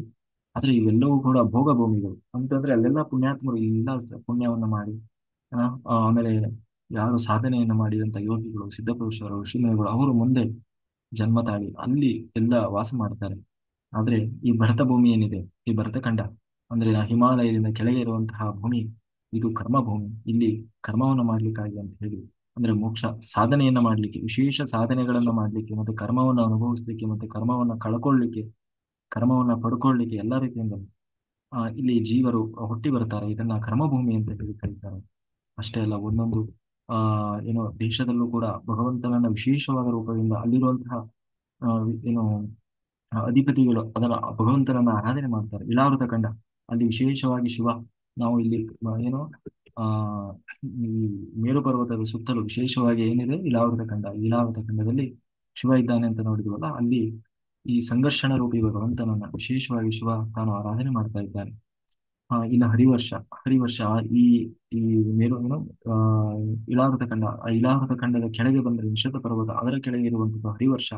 ಅಲ್ಲಿ ಪ್ರಹ್ಲಾದ, ಅಲ್ಲಿ ಅಧಿಪತಿ ಪ್ರಹ್ಲಾದ ವಿಶೇಷವಾಗಿ ನರಸಿಂಹನ ಆರಾಧನೆಯನ್ನು ಮಾಡ್ತಾ ಇದ್ದಾನೆ. ಇನ್ನು ಕಿಂಪುರುಷ ಖಂಡ, ಆ ಹರಿವರ್ಷದಿಂದ ಕೆಳಗೆ ಬಂದ್ರೆ ಹೇಮಕೂಟ ಪರ್ವತ.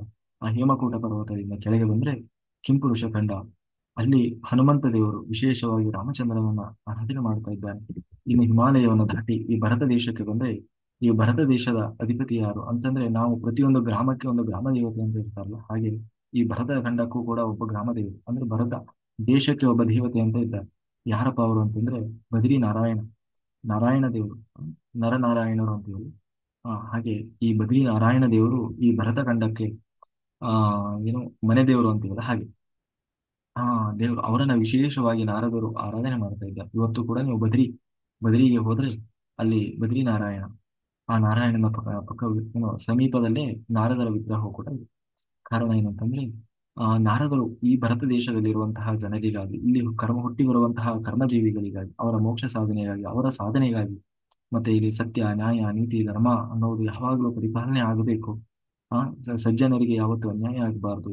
ಸತ್ಯಕ್ಕೆ ಯಾವಾಗಲೂ ಜಯ ಸಿಗಬೇಕು. ಹೀಗೆಲ್ಲ ಇಲ್ಲಿ ಯಾವುದೇ ರೀತಿಯ ಪ್ರಳಯಗಳು ಅಥವಾ ಏನೋ ದೊಡ್ಡ ದುರಂತಗಳು ಆಗದ ಹಾಗೆ ಸದಾ ಭಗವಂತನನ್ನ ಇಲ್ಲಿ ಪ್ರಾರ್ಥನೆ ಮಾಡ್ತಾ ಇರ್ತಾರೆ ನಾರದರು. ಯಾರಿಗಾಗಿ ಅಂತಾನೆ ಭರತ ದೇಶದಲ್ಲಿ ಇದ್ದಂತಹ ಜನರಿಗಾಗಿ ಅಂತ ಹೇಳ್ತಾ ಹೀಗೆ ಹ್ಮ್ ಆ ಈ ಭರತ ದೇಶದಲ್ಲಿ ಇರುವಂತಹ ಆ ಜನರಿಗಾಗಿ ಅಂತ ಹೇಳಿ ಹೀಗೆ ಈ ಮೇರು ಪರ್ವತದ ಆ ಮೇರು ಪರ್ವತ ಬರ್ತದೆ.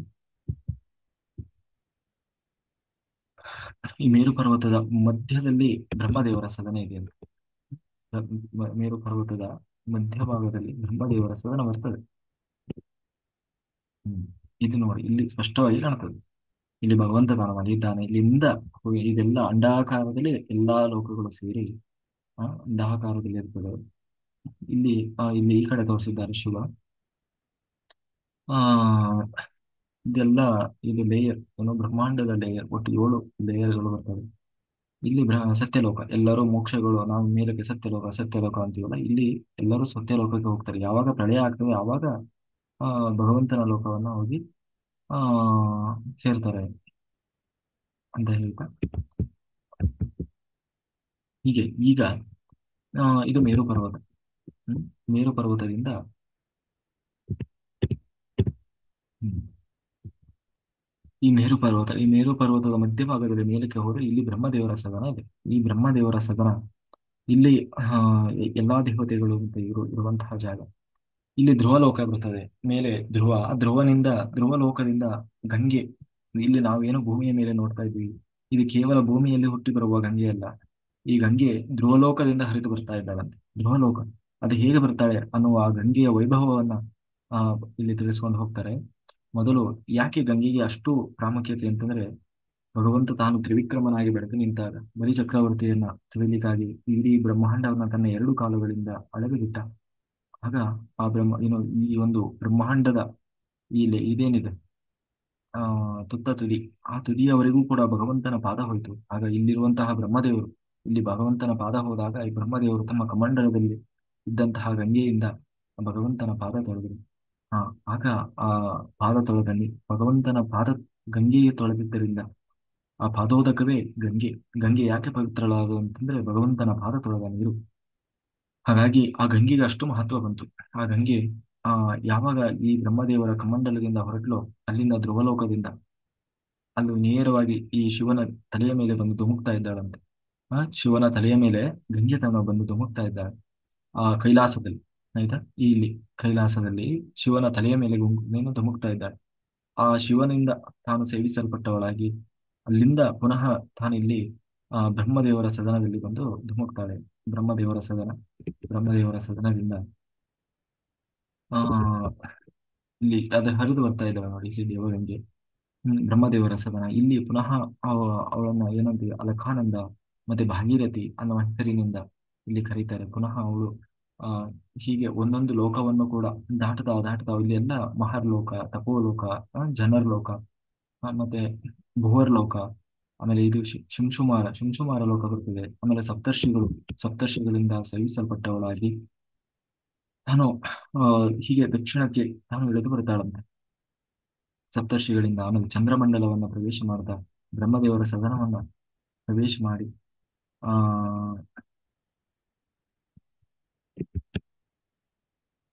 ಈಗ ನಾವೆಲ್ಲ ಹಿಂದೆ ನೋಡಿದ್ದೀವಲ್ವಾ. ಆ ಅಂತಂದ್ರೆ ಈ ದಕ್ಷಿಣ ಭಾಗಕ್ಕೆ ಬಂದ್ರೆ ಅಂದ್ರೆ ಈ ಮೇರು ಪರ್ವತದವರೆಗೂ ಬರ್ತಾರೆ. ಮೇರು ಪರ್ವತದಿಂದ ದಕ್ಷಿಣಕ್ಕೆ ನಿಷಧ ಪರ್ವತ, ಹರಿವರ್ಷ, ಹೇಮಕೂಟ ಪರ್ವತ, ಹೀಗೆ ಅಲ್ಲಿರುವಂತಹ ಎಲ್ಲಾ ಮಹಾತ್ಮರಿಂದಲೂ ತಾನು ಸೇವಿಸಲ್ಪಡುವವಳಾಗಿ, ಅಂದ್ರೆ ಅವರೆಲ್ಲ ಅಲ್ಲಿ ಸೇವೆ ಮಾಡ್ತಾರೆ. ಆ, ಹಾಗೆ ಸೇವೆ ಮಾಡ್ತಾ ಇಲ್ಲಿ ಹರಿವರ್ಷ, ಆಮೇಲೆ ಹೇಮಕೂಟ, ಅಲ್ಲಿ ಏನು ಪ್ರಹ್ಲಾದ ಇದ್ದ, ಹರಿವರ್ಷದಲ್ಲಿ ಪ್ರಹ್ಲಾದ, ಆಮೇಲೆ ಇಲ್ಲಿ ಕೆಂಪುರುಷ ಖಂಡದಲ್ಲಿ ಹನುಮಂತ ದೇವರು, ಆಮೇಲೆ ಹಿಮಾಲಯದವರೆಗೂ ಯಾವಾಗ ಈ ಗಂಗೆ ತಾನು ಹಿಮಾಲಯವನ್ನು ಪ್ರವೇಶ ಮಾಡ್ತಾಳೆ, ಆಗ ಈ ನಮಗೆ ಆ ಮನುಷ್ಯರ ಬದಿಗಣ್ಣಿಗೆ ಕಾಣಿಸ್ಲಿಕ್ಕೆ ಶುರು ಮಾಡ್ತಾಳೆ. ಅಲ್ಲಿ ಗಂಗೆ ಪುನಃ ತಾನು 7 ಕವಲಾಗಿ ಹರಿತಾಳಂತ. ಅದರಲ್ಲಿ 2 ಕವಲು ಅಲಕಾನಂದ ಮತ್ತು ಭಾಗೀರಥಿ. ಅದು ಹೀಗೆ ರೂಪದಿಂದ ತಾನು ಹೀಗೆ ಹರಿದು ಕೊನೆಗೆ ಇಲ್ಲಿ ಲವಣ ಸಮುದ್ರವನ್ನು, ಅಂದ್ರೆ ಉಪ್ಪಿನ ಸಮುದ್ರವನ್ನ ಈ ಭರತಖಂಡದ ಒಳಗೆ ಹರಿದು ತಾನು ಉಪ್ಪಿನ ಸಮುದ್ರವನ್ನು ಸೇರ್ತಾಳೆ. ಹಾಗೆ ಈ ದೇವಗಂಗೆ ಧ್ರುವಲೋಕದಿಂದ ಧುಮುಕ್ತಾ ಇದ್ದಾಳೆ, ಅವಳು ಇಲ್ಲೆಲ್ಲ ಹುಟ್ಟುವವಳಲ್ಲ ಅನ್ನೋದನ್ನ, ಯಾಕೆಂದ್ರೆ ಗಂಗೆ ಇಲ್ಲಿ ಮಾತ್ರ ಸಿಗೋದಲ್ಲ, ಎಲ್ಲಾ ಲೋಕದಲ್ಲಿ ಹೋದ, ಎಲ್ಲಾ ಮೇಲಿನ ಎಲ್ಲಾ ಲೋಕಗಳಲ್ಲಿ ಹೋದರೂ ಕೂಡ ಅಲ್ಲಿ ಗಂಗೆ ಇದೇ ರೀತಿ ಹರಿತಾ ಇದೆ. ಹೆಂಗೆ ಈ ಭರತ ಭೂಮಿಯಲ್ಲಿ ಹರಿತಾ ಇದ್ದಾಳೋ ಗಂಗೆ, ಅಲ್ಲೂ ಕೂಡ ಹರಿತಾ ಇದ್ದಾಳೆ. ಅಲ್ಲೂ ಕೂಡ ಏನು ಆ ಗಂಗೆಯನ್ನ ಇಲ್ಲಿ ಹೆಂಗೆ ಗಂಗಾ ಸ್ನಾನವನ್ನು ಮಾಡ್ತಾರೋ, ಹಾಗೆ ಅಲ್ಲಿ ಕೂಡ ಇರುವಂತಹ ಮಹಾತ್ಮರು ಕೂಡ ಆ ಗಂಗೆಯ ಸೇವೆಯನ್ನು ಮಾಡ್ತಾರೆ ಅಂತ ಹೇಳ್ತಾ, ಆ ಇನ್ನು ಈ ಸುತ್ತಲೂ ಇರುವಂತದ್ದು, ಹ್ಮ್, ಆ ಈ ಜಂಬೂ ದ್ವೀಪ ಇದರ ಸುತ್ತಲೂ ಇದು ಭೂಮಿ ಅಲ್ವಾ. ನಾವು ಇದೆಲ್ಲ ಭೂಮಿ, ಇದು ಪೂರ್ತಿ ಸೇರಿ ಭೂಮಿ. ಆದ್ರೆ ಇಲ್ಲಿರುವಂತದ್ದು ನಮಗೆ ಕಣ್ಣಿಗೆ ಕಾಣುವ, ಇಲ್ಲಿ ಸುತ್ತಲೂ ಇರುವಂತಹ ಸಮುದ್ರ ಏನಿದೆ, ಆ ಉಪ್ಪಿನ ಸಮುದ್ರ, ಅದು ಅಲ್ಲಿಯವರೆಗೂ ಮಾತ್ರ ನಮ್ಮ ಕಣ್ಣಿಗೆ ಕಾಣ್ತದೆ. ಆದ್ರೆ ಅದರ ನಂತರ ಇರುವಂತದ್ದು ನಮ್ಮ ಬಹಿಗಣ್ಣಿಗೆ ಕಾಣುವಂಥದ್ದಲ್ಲ. ಆದ್ರೆ ಏನೇನಿದೆ ಅನ್ನೋದನ್ನ ಆ ಹೇಳ್ತಾ ಹೋಗ್ತಾರೆ. ಮೊದಲು ಈ ಜಂಬೂದ್ವೀಪ ಅಥವಾ ಜಂಬೂದ್ವೀಪದ ಸುತ್ತಲೂ ಇರುವಂತದ್ದು, ಆ ಜಂಬೂದ್ವೀಪ ಎಷ್ಟಿದೆ ಅಂತಂದ್ರೆ 1,00,000 ಯೋಜನೆ ಇದೆ. ಅದರ ಸುತ್ತಲೂ ಇರುವಂತದ್ದು ಲಕ್ಷಾದ್ವೀಪ, ಅದರ ಸುತ್ತಲೂ ಬರುವಂತದ್ದು ಲಕ್ಷಾದ್ವೀಪ, ಅದು 1,00,000 ಯೋಜನೆ ಇದೆ. ಅದರ ಸುತ್ತಲೂ, ಅದರ ನಂತರ ಬರುವಂತದ್ದು ಕಬ್ಬಿನ ಹಾಲಿನ ಸಮುದ್ರ, ಅದು 2,00,000 ಯೋಜನೆ. ಅದರ ನಂತರ ಬರುವಂತದ್ದು ಇನ್ನು ಶಾಲ್ಮಲಿ ದ್ವೀಪ, ಅದು 4,00,000 ಯೋಜನೆ ಇದೆ ಅಂತೆ. ಆಮೇಲೆ ಬರುವಂತದ್ದು ಸುರ ಸಮುದ್ರ, ಅದು ಸುರ ಅಂದ್ರೆ ಗೊತ್ತಿದೆಯಲ್ವಾ, ಏನಂತೀವಿ, ಮಧ್ಯ, ಅದು ದೇವತೆಗಳ ಮಧ್ಯ, ಅದು 4,00,000 ಯೋಜನೆ ಇದೆ ಅಂತೆ. ಕುಶದ್ವೀಪ, ಅದು 8,00,000 ಯೋಜನ. ನಂತರ ಬರುವಂತದ್ದು ತುಪ್ಪದ ಸಮುದ್ರ, ಅದು 8,00,000 ಯೋಜನ. ಆಮೇಲೆ ಕ್ರೌಂಚ ದ್ವೀಪ, ಅದು 16,00,000 ಯೋಜನ. ಆಮೇಲೆ ಬರುವಂತದ್ದು ಮೊಸರಿನ ಸಮುದ್ರ, ಅದು 16,00,000 ಯೋಜನ. ಅದರ ನಂತರ ಬರುವಂತದ್ದು ಶತದ್ವೀಪ. ಅದರ ನಂತರ ಬರುವುದೇ ಕ್ಷೀರಸಾಗರ. ಈ ಕ್ಷೀರಸಾಗರದಲ್ಲಿ ಭಗವಂತ ತಾನು ಆ ಏನೋ ಶೇಷಶಾಯನಾಗಿ ಅನಂತ ಪದ್ಮನಾಗಿ ಮಲಗಿದ್ದಾನೆ ಅಂತ ಹೇಳ್ತಾ, ಆ ಇಲ್ಲಿ ಅದರ ನಂತರ ಬರುವಂತದ್ದು ಪುಷ್ಕರ ದ್ವೀಪ. ಅದರ ನಂತರ ಬರುವುದು ಶುದ್ಧ ನೀರಿನ ಸಮುದ್ರ, ಅದು 64,00,000 ಯೋಜನೆ ಇದೆ ಅಂತ. ಅದರ ನಂತರ ಬರುವಂತದ್ದೇ ಬಂಗಾರದ ಭೂಮಿ, ಅಲ್ಲಿ ಬರೀ ಬಂಗಾರ ಇದೆ ಅಂತ. ಅಂದ್ರೆ ಲೋಕಾಲೋಕ ಪರ್ವತ ಅಂತಂದ್ರೆ, ಆ ಲೋಕಾಲೋಕ ಪರ್ವತವನ್ನ ದಾಟಿದ್ರೆ ಬರೀ ಕತ್ತಲು, ಅಲ್ಲಿ ಸೂರ್ಯ ಲೋಕಾಲೋಕ ಪರ್ವತದವರೆಗೂ ಸೂರ್ಯನ ಬೆಳಕು ಪ್ರವೇಶ ಮಾಡ್ತದೆ ಅಂತ. ಅದರ ನಂತರ ಬರೀ ಕತ್ತಲೆ, ಅದನ್ನು ಅಂದಂತ ಮಸ್ಸು ಅಂತ ಕರೀತಾರೆ. ಅಂದ್ರೆ ಆ ಅಂದಂತ ಮಸ್ಸು ಅಂತಂದ್ರೆ ಅಲ್ಲಿ ಆ ಏನು ಕತ್ತಲೆ, ಅಲ್ಲಿ ಯಾವುದೇ ಆ ಏನು ಕಣ್ಣಿಗೆ ಕಾಣಲ್ಲ. ಹೆಂಗೆ ನಾವು ಅಮಾವಾಸ್ಯೆ ಕತ್ತಲೆಯಲ್ಲಿ ಹೇಗಿರ್ತೀವೋ ಅದೇ ರೀತಿ ಎಲ್ಲಾ ಸಮಯದಲ್ಲೂ ಕತ್ತಲೆ ಆವರಿಸಿರ್ತದೆ. ಹೀಗೆ ಈ ಭೂಮಿಯ ಆ ವರ್ಣನೆಯನ್ನು ಮಾಡಿದ್ರೆ, ಮುಂದೆ ಅಂತರಿಕ್ಷ, ಈ ಭೂಮಿ ನಾವೇನು ನಿಂತ್ಕೊಂಡಿದೀವಲ್ಲ, ಈ ನಿಂತ್ಕೊಂಡ ಜಾಗದಿಂದ ಮೇಲಕ್ಕೆ ಹೋದ್ರೆ ಇರೋದೆಲ್ಲ ಅಂತರಿಕ್ಷ. ಆಯ್ತಾ, ಈ ಭೂಮಿ ಇದೆಲ್ಲ ಭೂಮಿ. ಆದ್ರೆ ಮನುಷ್ಯನ ಕಣ್ಣಿಗೆ ಕಾಣುವುದು ಏನು ಉಪ್ಪು ನೀರಿನ ಸಮುದ್ರ, ಲವಣ ಸಮುದ್ರ ಅಂತೀವಲ್ಲ, ಅದು ಮಾತ್ರ ಅಲ್ಲಿಯವರೆಗೆ ಮಾತ್ರ ನಾವು ಕಾಣ್ತಾ ಇದೆ ಭೂಮಿ. ಆದ್ರೆ ಯೋಗಿಗಳಿಗೆ, ಸಿದ್ಧ ಪುರುಷರಿಗೆ, ಯಾರಿಗೆ ಮಹಾತ್ಮರಿಗೆ ದಿವ್ಯ ಚಕ್ಷು ಇದೆ, ಅವರಿಗೆ ಇಡೀ ಈ ಭೂಮಿಯ ಸಂಪೂರ್ಣ ಅರಿವು ಬರ್ತದೆ. ಅಥವಾ ಯಾರಿಗೆ ಈ ಸೂಕ್ಷ್ಮ ಶರೀರ ಇದೆ, ಆ ಸೂಕ್ಷ್ಮ ಶರೀರದ ಮೂಲಕ ಇವುಗಳನ್ನೆಲ್ಲ ನೋಡ್ಲಿಕ್ಕೆ ಸಾಧ್ಯ ಇದೆ ಅಂತ ಹೇಳ್ತಾ, ಅಂತರಿಕ್ಷ ಅಂತರಿಕ್ಷ ಅಂದ್ರೆ ಮೇಲೆ, ನಾವು ಏನಾದ್ರೂ ಮೇಲ್ಗಡೆ ಹೋದ್ರೆ ಈ ನಾವು ನಿಂತಿರುವ ಜಾಗದಿಂದ ಮೇಲಕ್ಕೆ ಹೋಗ್ತಾ ಹೋಗ್ತಾ ಅಲ್ಲಿ ಹೇಗಿದೆ ಅನ್ನೋದನ್ನ ಹೇಳ್ತಾರೆ. ಬುಹಸ್ವಹ ಅಂತೀವಲ್ಲ ಹಾಗೆ. ಹೀಗೆ ಈ ಸೂರ್ಯ ತಾನು ಮೇರು ಪರ್ವತಕ್ಕೆ ಪ್ರದಕ್ಷಿಣೆ ಬರ್ತಾ ಇದ್ದಾನಂತೆ ಪೂರ್ವವನ್ನು. ಹಾಗೆ ಬೆಳಿಗ್ಗೆ ಪೂರ್ವದಲ್ಲಿ ಇಂದ್ರನ ಮನೆ, ಪೂರ್ವದಿಂದ ಶುರುವಾದ್ರೆ ಪೂರ್ವ, ದಕ್ಷಿಣ ಇಂದ ಹಿಡಿದು ಪಶ್ಚಿಮಕ್ಕೆ, ನಂತರ ಉತ್ತರಕ್ಕೆ ಬಂದ ನಿಲ್ತಾನೆ. ಆ ಹಾಗೆ ಒಂದೊಂದು ದಿಕ್ಕಿನಲ್ಲಿ ಒಂದೊಂದು ದೇವತೆಗಳ ಮನೆ ಇದೆ. ಆ ಏನು ಪೂರ್ವದಲ್ಲಿ ಇಂದ್ರನ ಮನೆ, ಆ, ದಕ್ಷಿಣದಲ್ಲಿ ಯಮನ ಮನೆ ಇದ್ರೆ, ಪಶ್ಚಿಮದಲ್ಲಿ ಆ ವರುಣನ ಮನೆ, ಉತ್ತರಕ್ಕೆ ಹೋದ್ರೆ ಕುಬೇರನ ಮನೆ. ಹೀಗೆ ತಾನು ಒಂದೊಂದು ಅವರಿಂದ ಸೇವಿಸಲ್ಪಟ್ಟವನಾಗಿ ಒಂದೊಂದು ದಿಕ್ಕಿಗೆ ಹೋಗ್ತಾನೆ. ಅಷ್ಟೇ ಅಲ್ಲ, ಬರೀ ಅವನ ಒಬ್ಬನೇ ಹೋಗೋದಲ್ಲ, ಅವನ ಜೊತೆಗೆ 60,000 ಋಷಿಗಳು, ಆ ಮತ್ತೆ ವಾನಕೇಯರು ಅಂತ ಹೇಳಿ ಗಂಧರ್ವರು, ರಾಕ್ಷಸರು, ಅಂದ್ರೆ ಒಳ್ಳೆಯ ರಾಕ್ಷಸರು, ನಾಗಗಳು, ಅವ್ರನ್ನೆಲ್ಲ ಏನೋ ಅವನು ಆ ಸೂರ್ಯನ ವೈಭವದಿಂದ ತಾನು ಈ ಕಾಲಪುರುಷನಾಗಿ ಕಾಲಚಕ್ರವನ್ನು ಉರುಳಿಸ್ತಾ ಇದ್ದಾನೆ ಅಂತ ಹೇಳಿ ಅವನ ಒಂದು ರಥದ ಚಕ್ರ ಒಂದು ಒಂದು ಚಕ್ರದಿಂದ ಕೂಡಿದಂತಹ ರಥ ಅಂತ ಒಟ್ಟು 12 ಅರಗಳನ್ನ ಹೊಂದಿದೆ. ಅದು ಒಂದೊಂದು ಆ ಏನಂತೀವಿ ಏನು ತಿಂಗಳುಗಳನ್ನ ಸೂಚಿಸುವಂಥದ್ದು ಅಂತ ಹೇಳ್ತಾ ಕೊನೆಗೆ ಹೇಗೆಲ್ಲ ಹಗಲು ಅನ್ನೋದು ಎಲ್ಲಾ ಸಮಯದಲ್ಲೂ ಒಂದೇ ರೀತಿ ಇರೋಲ್ಲ. ಕೆಲವೊಮ್ಮೆ ಹಗಲು ಜಾಸ್ತಿ ಇರ್ತದೆ, ಕೆಲವೊಮ್ಮೆ ರಾತ್ರಿ ಜಾಸ್ತಿ ಇರ್ತದೆ. ಆ ಅದು ಯಾಕೆ ಅಂತ ಹೇಳ್ತಾರೆ. ಏನೋ ಮೇಲಕ್ಕೆ ಆ ಅಂತಂದ್ರೆ ಈ ಆಮೇಲೆ ದಕ್ಷಿಣಾಯನ ಉತ್ತರಾಯಣ ಇದ್ರ ಬಗ್ಗೆ ಎಲ್ಲ ಇದರಲ್ಲಿ ಹೇಳ್ಕೊಂಡು ಹೋಗ್ತಾ ಕೊನೆಗೆ ಹೀಗೆ ವೈಭವದಿಂದ ಸೂರ್ಯ ತಾನು ಕಾಲಪುರುಷನಾಗಿ ಈ ಕಾಲವನ್ನು ಉಳಿಸ್ತಾ ಇದ್ದಾನೆ. ಯಾಕೆಂದ್ರೆ ಸೂರ್ಯ ಅನ್ನೋನು ಸ್ವಲ್ಪ ಅವನು ಹೆಚ್ಚು ಕಡಿಮೆ ಮಾಡೋಂಗಿಲ್ಲ, ಸರಿಯಾದ ಸಮಯಕ್ಕೆ ಬರಬೇಕು. ಯಾಕಂದ್ರೆ ಇಡೀ ಮುಹೂರ್ತ ಪ್ರತಿಯೊಂದು ಏನಂತೀವಿ ನಾವು ಬೆಳಿಗ್ಗೆ ಸಮಯ ಅಂತೀವಲ್ಲ, ಪ್ರತಿಯೊಂದು ನಿರ್ಧಾರ ಆಗುವುದು ಈ ಸೂರ್ಯ ಉದಯ ಮತ್ತೆ ಸೂರ್ಯಾಸ್ತದ ಆಧಾರದ ಮೇಲೆ. ಇಷ್ಟೊತ್ತಿಗೆ ಸೂರ್ಯ ಹುಟ್ಟಬೇಕು ಅಂತಂದ್ರೆ ಅಷ್ಟೊತ್ತಿಗೆ ಬರಲೇಬೇಕು ಅವನು.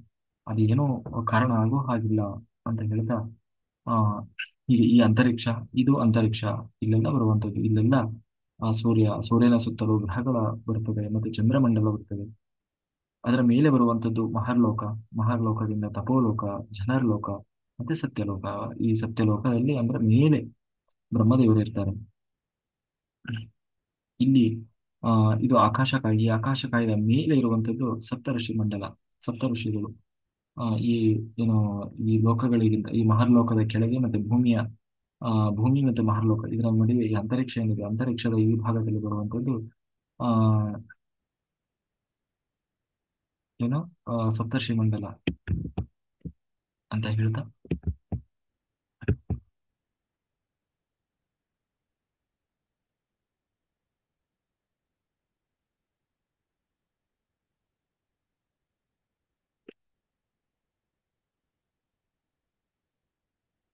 ಹೀಗೆ ಈ ಮೇಲಿನ ಲೋಕಗಳ ವರ್ಣನೆಯನ್ನು ಮಾಡಿದ್ರೆ ಈಗ ಕೆಳಗಿನ ಲೋಕ ಇದು ಭೂಮಿ ಆದ್ರೆ ಈ ಭೂಮಿಯ ಕೆಳಗೆ ಬರುವಂಥದ್ದು ಅತಳ, ವಿತಳ, ಒಟ್ಟು 7 ಲೋಕಗಳು ಬರ್ತವೆ. ಅತಳ, ವಿತಳ, ಸುತಳ, ತಳಾತಳ, ಮಹಾತಳ, ರಸಾತಳ ಮತ್ತೆ ಪಾತಾಳ ಅಂತ ಹೇಳಿ ಆ ಒಟ್ಟು ಹ್ಮ್ 7 ಲೋಕಗಳು ಬರ್ತದೆ. ಇಲ್ಲಿ ನೋಡಿ, ಇದು ಭೂಮಿ ಆಯ್ತಾ. ಇಷ್ಟೆಲ್ಲ ಇದು ಕಾಣ್ತಾ ಇದೆ, ಇದು ಭೂಮಿ. ಆದ್ರೆ ಈ ಭೂಮಿ, ಇದು ಪೂರ್ತಿ ಭೂಮಿ ನಮ್ಮ ಕಣ್ಣಿಗೆ ಕಾಣಲ್ಲ, ಇಷ್ಟೇ ಭೂಮಿ ಇರೋದು. ಆದ್ರೆ ಇದು ನಮ್ಮ ರೌಂಡ್ ಶೇಪ್ ಏನು ಕಾಣ್ತದೆ ಭೂಮಿ, ಅದು ಮಾತ್ರ ನಮ್ಮ ಕಣ್ಣಿಗೆ ಕಾಣುವಂಥದ್ದು. ಈ ಭೂಮಿಯನ್ನ ಇಲ್ಲಿ ಶೇಷ ತಾನು ಹೊತ್ತು ನಿಂತಿದ್ದಾನೆ. ಇಲ್ಲಿ ಕಾಣಿಸ್ತಾ ಇದೆ ನೋಡಿ. ಹೀಗೆ ಶೇಷ ಅಂದ್ರೆ ಭಗವಂತನ ಹಾಸಿಗೆ ಆದಂತಹ ಶೇಷ ಹೊತ್ತು ನಿಂತಿದ್ದಾನೆ. ಈ ಶೇಷನನ್ನು ಯಾರು ಹೊತ್ತು ನಿಂತಿದ್ದಾರೆ ಅಂತಂದ್ರೆ ಕೂರ್ಮ ರೂಪದಿಂದ ಭಗವಂತ ತಾನು ಆ ಈ ಭೂಮಿಯನ್ನ ತಾನು ಹೊತ್ತು ನಿಂತಿದ್ದಾನೆ. ಇಲ್ಲೆಲ್ಲ ನೀರಿದೆ. ಇಲ್ಲಿ ಭಗವಂತ ತಾನು ಶೇಷಶಾಯನಾಗಿ ಮಲಗಿರುತ್ತಾನೆ. ಇಲ್ಲಿ ನಾವು ನೋಡಿದ್ವಿ, ಇಲ್ಲಿ ಮಲಗಿದ ಶೇಷಶಾಯನಾಗಿ, ಹೀಗೆ ಶೇಷಶಾಯನಾಗಿ ಮಲಗಿರ್ತಾನೆ. ಇಲ್ಲಿ ಈ ಅನಂತ ಪದ್ಮನಾಭ ತಲೆ ಮೇಲೆ ಹೊತ್ತಿರ್ತಾನೆ.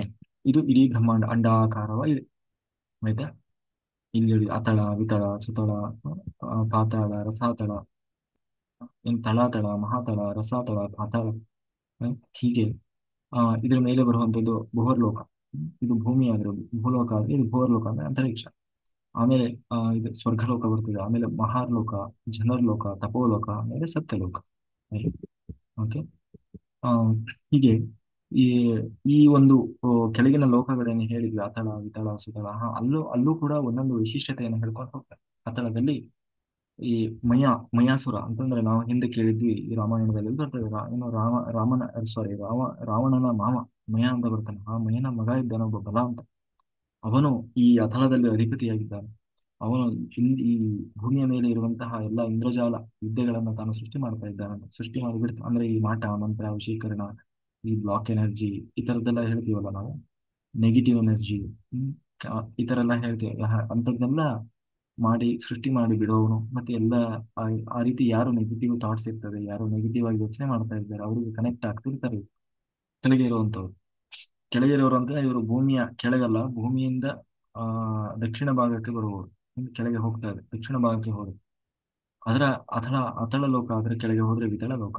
ಅಲ್ಲಿ ಸಾಕ್ಷಾತ್ ಶಿವನೇ ಹಟಕೇಶ್ವರ ಅನ್ನುವ ರೂಪದಿಂದ ತಾನು ಅಲ್ಲಿರುವಂತಹ ದೈತ್ಯರು ದಾನವರಿಂದ ತಾನು ಸೇವಿಸಲ್ಪಟ್ಟವನಾಗಿ ಪಾರ್ವತಿಯನ್ನ ಜೊತೆಗೆ ತಾನು ಆ ವಿತಳದಲ್ಲಿ ಇದ್ದಾನಂತ. ಅಷ್ಟೇ ಅಲ್ಲ, ಮೇಲಿನ ಲೋಕದಲ್ಲಿ ಎಷ್ಟಿದೆ ಅದಕ್ಕಿಂತ ಹೆಚ್ಚಿನ ಸಂಪತ್ತು ಕೆಳಗಿನ ಲೋಕಗಳಲ್ಲಿ ಇದೆ ಅಂತ.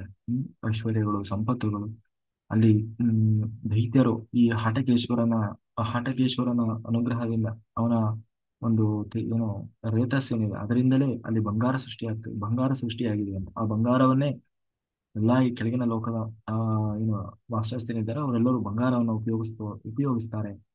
ಇನ್ನು ವಿತಳ ಲೋಕದ ಕೆಳಗೆ ಬಂದರೆ ಸುತಳ, ಆ ಸುತಳದಲ್ಲಿಯೇ ಬಲಿಚಕ್ರವರ್ತಿ ಇರುವಂತದ್ದು. ಅಂದ್ರೆ ನಾವು ಮುಂದೆ ಬರ್ತದೆ ಬಲಿಚಕ್ರವರ್ತಿಯ ಕತೆ. ಆ ಬಲಿಚಕ್ರವರ್ತಿ ಹೇಗೆ ಈ ಪ್ರಹ್ಲಾದನ ಮೊಮ್ಮಗ, ಹ್ಮ್ ಪ್ರಹ್ಲಾದನ ಮೊಮ್ಮಗನಾದಂತಹ ಬಲಿಚಕ್ರವರ್ತಿ, ಆ ಬಲಿಚಕ್ರವರ್ತಿ ಹ್ಮ್ ಆ ಈ ಸುತಳ ಲೋಕದಲ್ಲಿ ಅಂದ್ರೆ ಕೆಳಗಿನ ಮೂರನೇ ಲೋಕ ಸುತಳ, ಅಲ್ಲಿ ಬಲಿಚಕ್ರವರ್ತಿ ತಾನು ಅಧಿಪತಿಯಾಗಿದ್ದಾನೆ.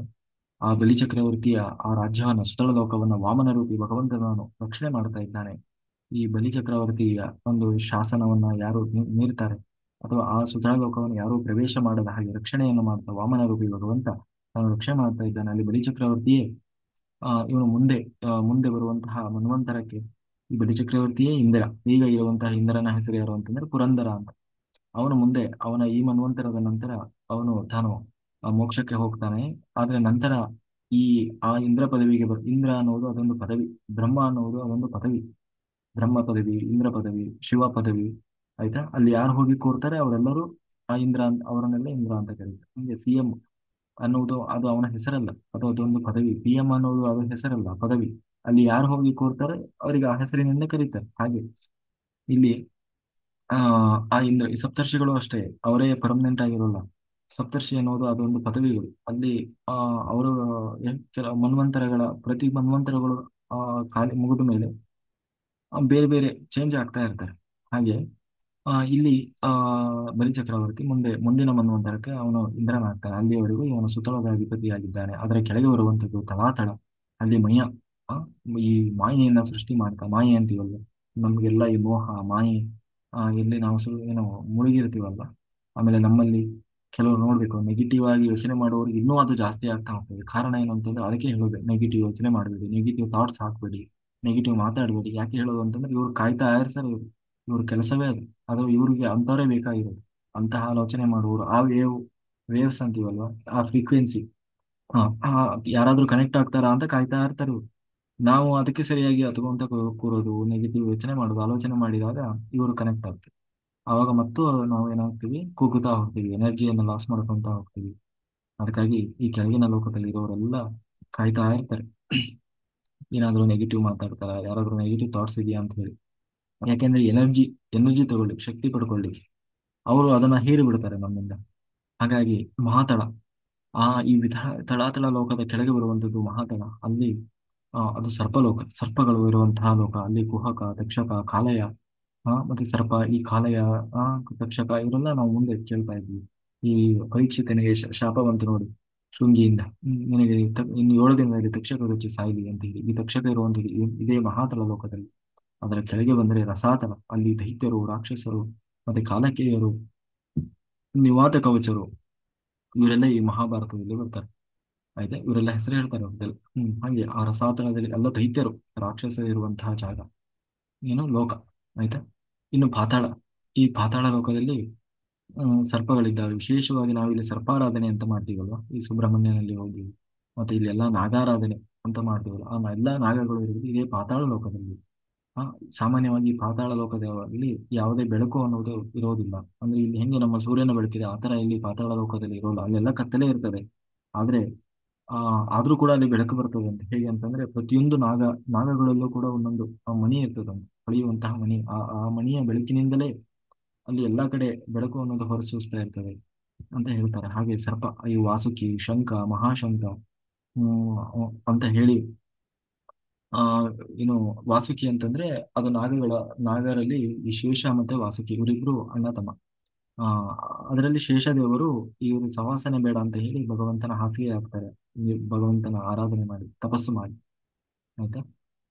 ಕೊನೆಗೆ ವಾಸುಕಿ, ಅವರ ನಂತರ ಬರುವವನು ವಾಸುಕಿ. ಆ ವಾಸುಕಿಯೇ ಇಡೀ ನಾಗಕುಲದ ಏನು ರಾಜ ವಾಸುಕಿ. ಆಯ್ತಾ. ಆ ಹಾಗಾಗಿ ಶೇಷ ಬೇರೆ, ವಾಸುಕಿ ಬೇರೆ, ಇಬ್ರು ಒಂದೇ ಅಲ್ಲ, ಅವರಿಬ್ರು ಅಣ್ಣ ತಮ್ಮ.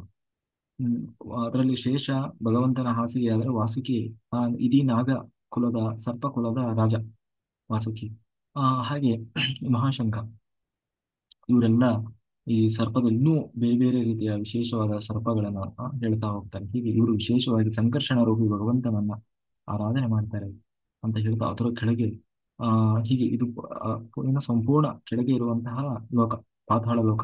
ಅದರ ಕೆಳಗೆ ಶೇಷ ತಾನು ಹೊತ್ತು ನಿಂತಿದ್ದಾನೆ. ಇಡೀ ಭೂಮಿಯನ್ನ ಇಡೀ ಬ್ರಹ್ಮಾಂಡವನ್ನು ಹೊತ್ತು ನಿಂತಿದ್ದಾನೆ. ಜೊತೆಗೆ ಅದೇ ಶೇಷ ಹೊತ್ತು ನಿಂತಿದ್ದಾನೆ. ಶೇಷನನ್ನ ಕೂರ್ಮ ರೂಪದಿಂದ ಭಗವಂತ ಹೊತ್ತು ನಿಂತಿದ್ದಾನೆ ಅಂತ ಹೇಳ್ತಾ ಆ ಹೀಗೆ ಈ ಒಂದು ಆ ಇದನ್ನ ಹೇಳ್ತಾರೆ. ಅವರು ಏನು ಹೇಳಿ ವರ್ಣನೆಯನ್ನು ಮಾಡಿ ಕೊನೆಗೆ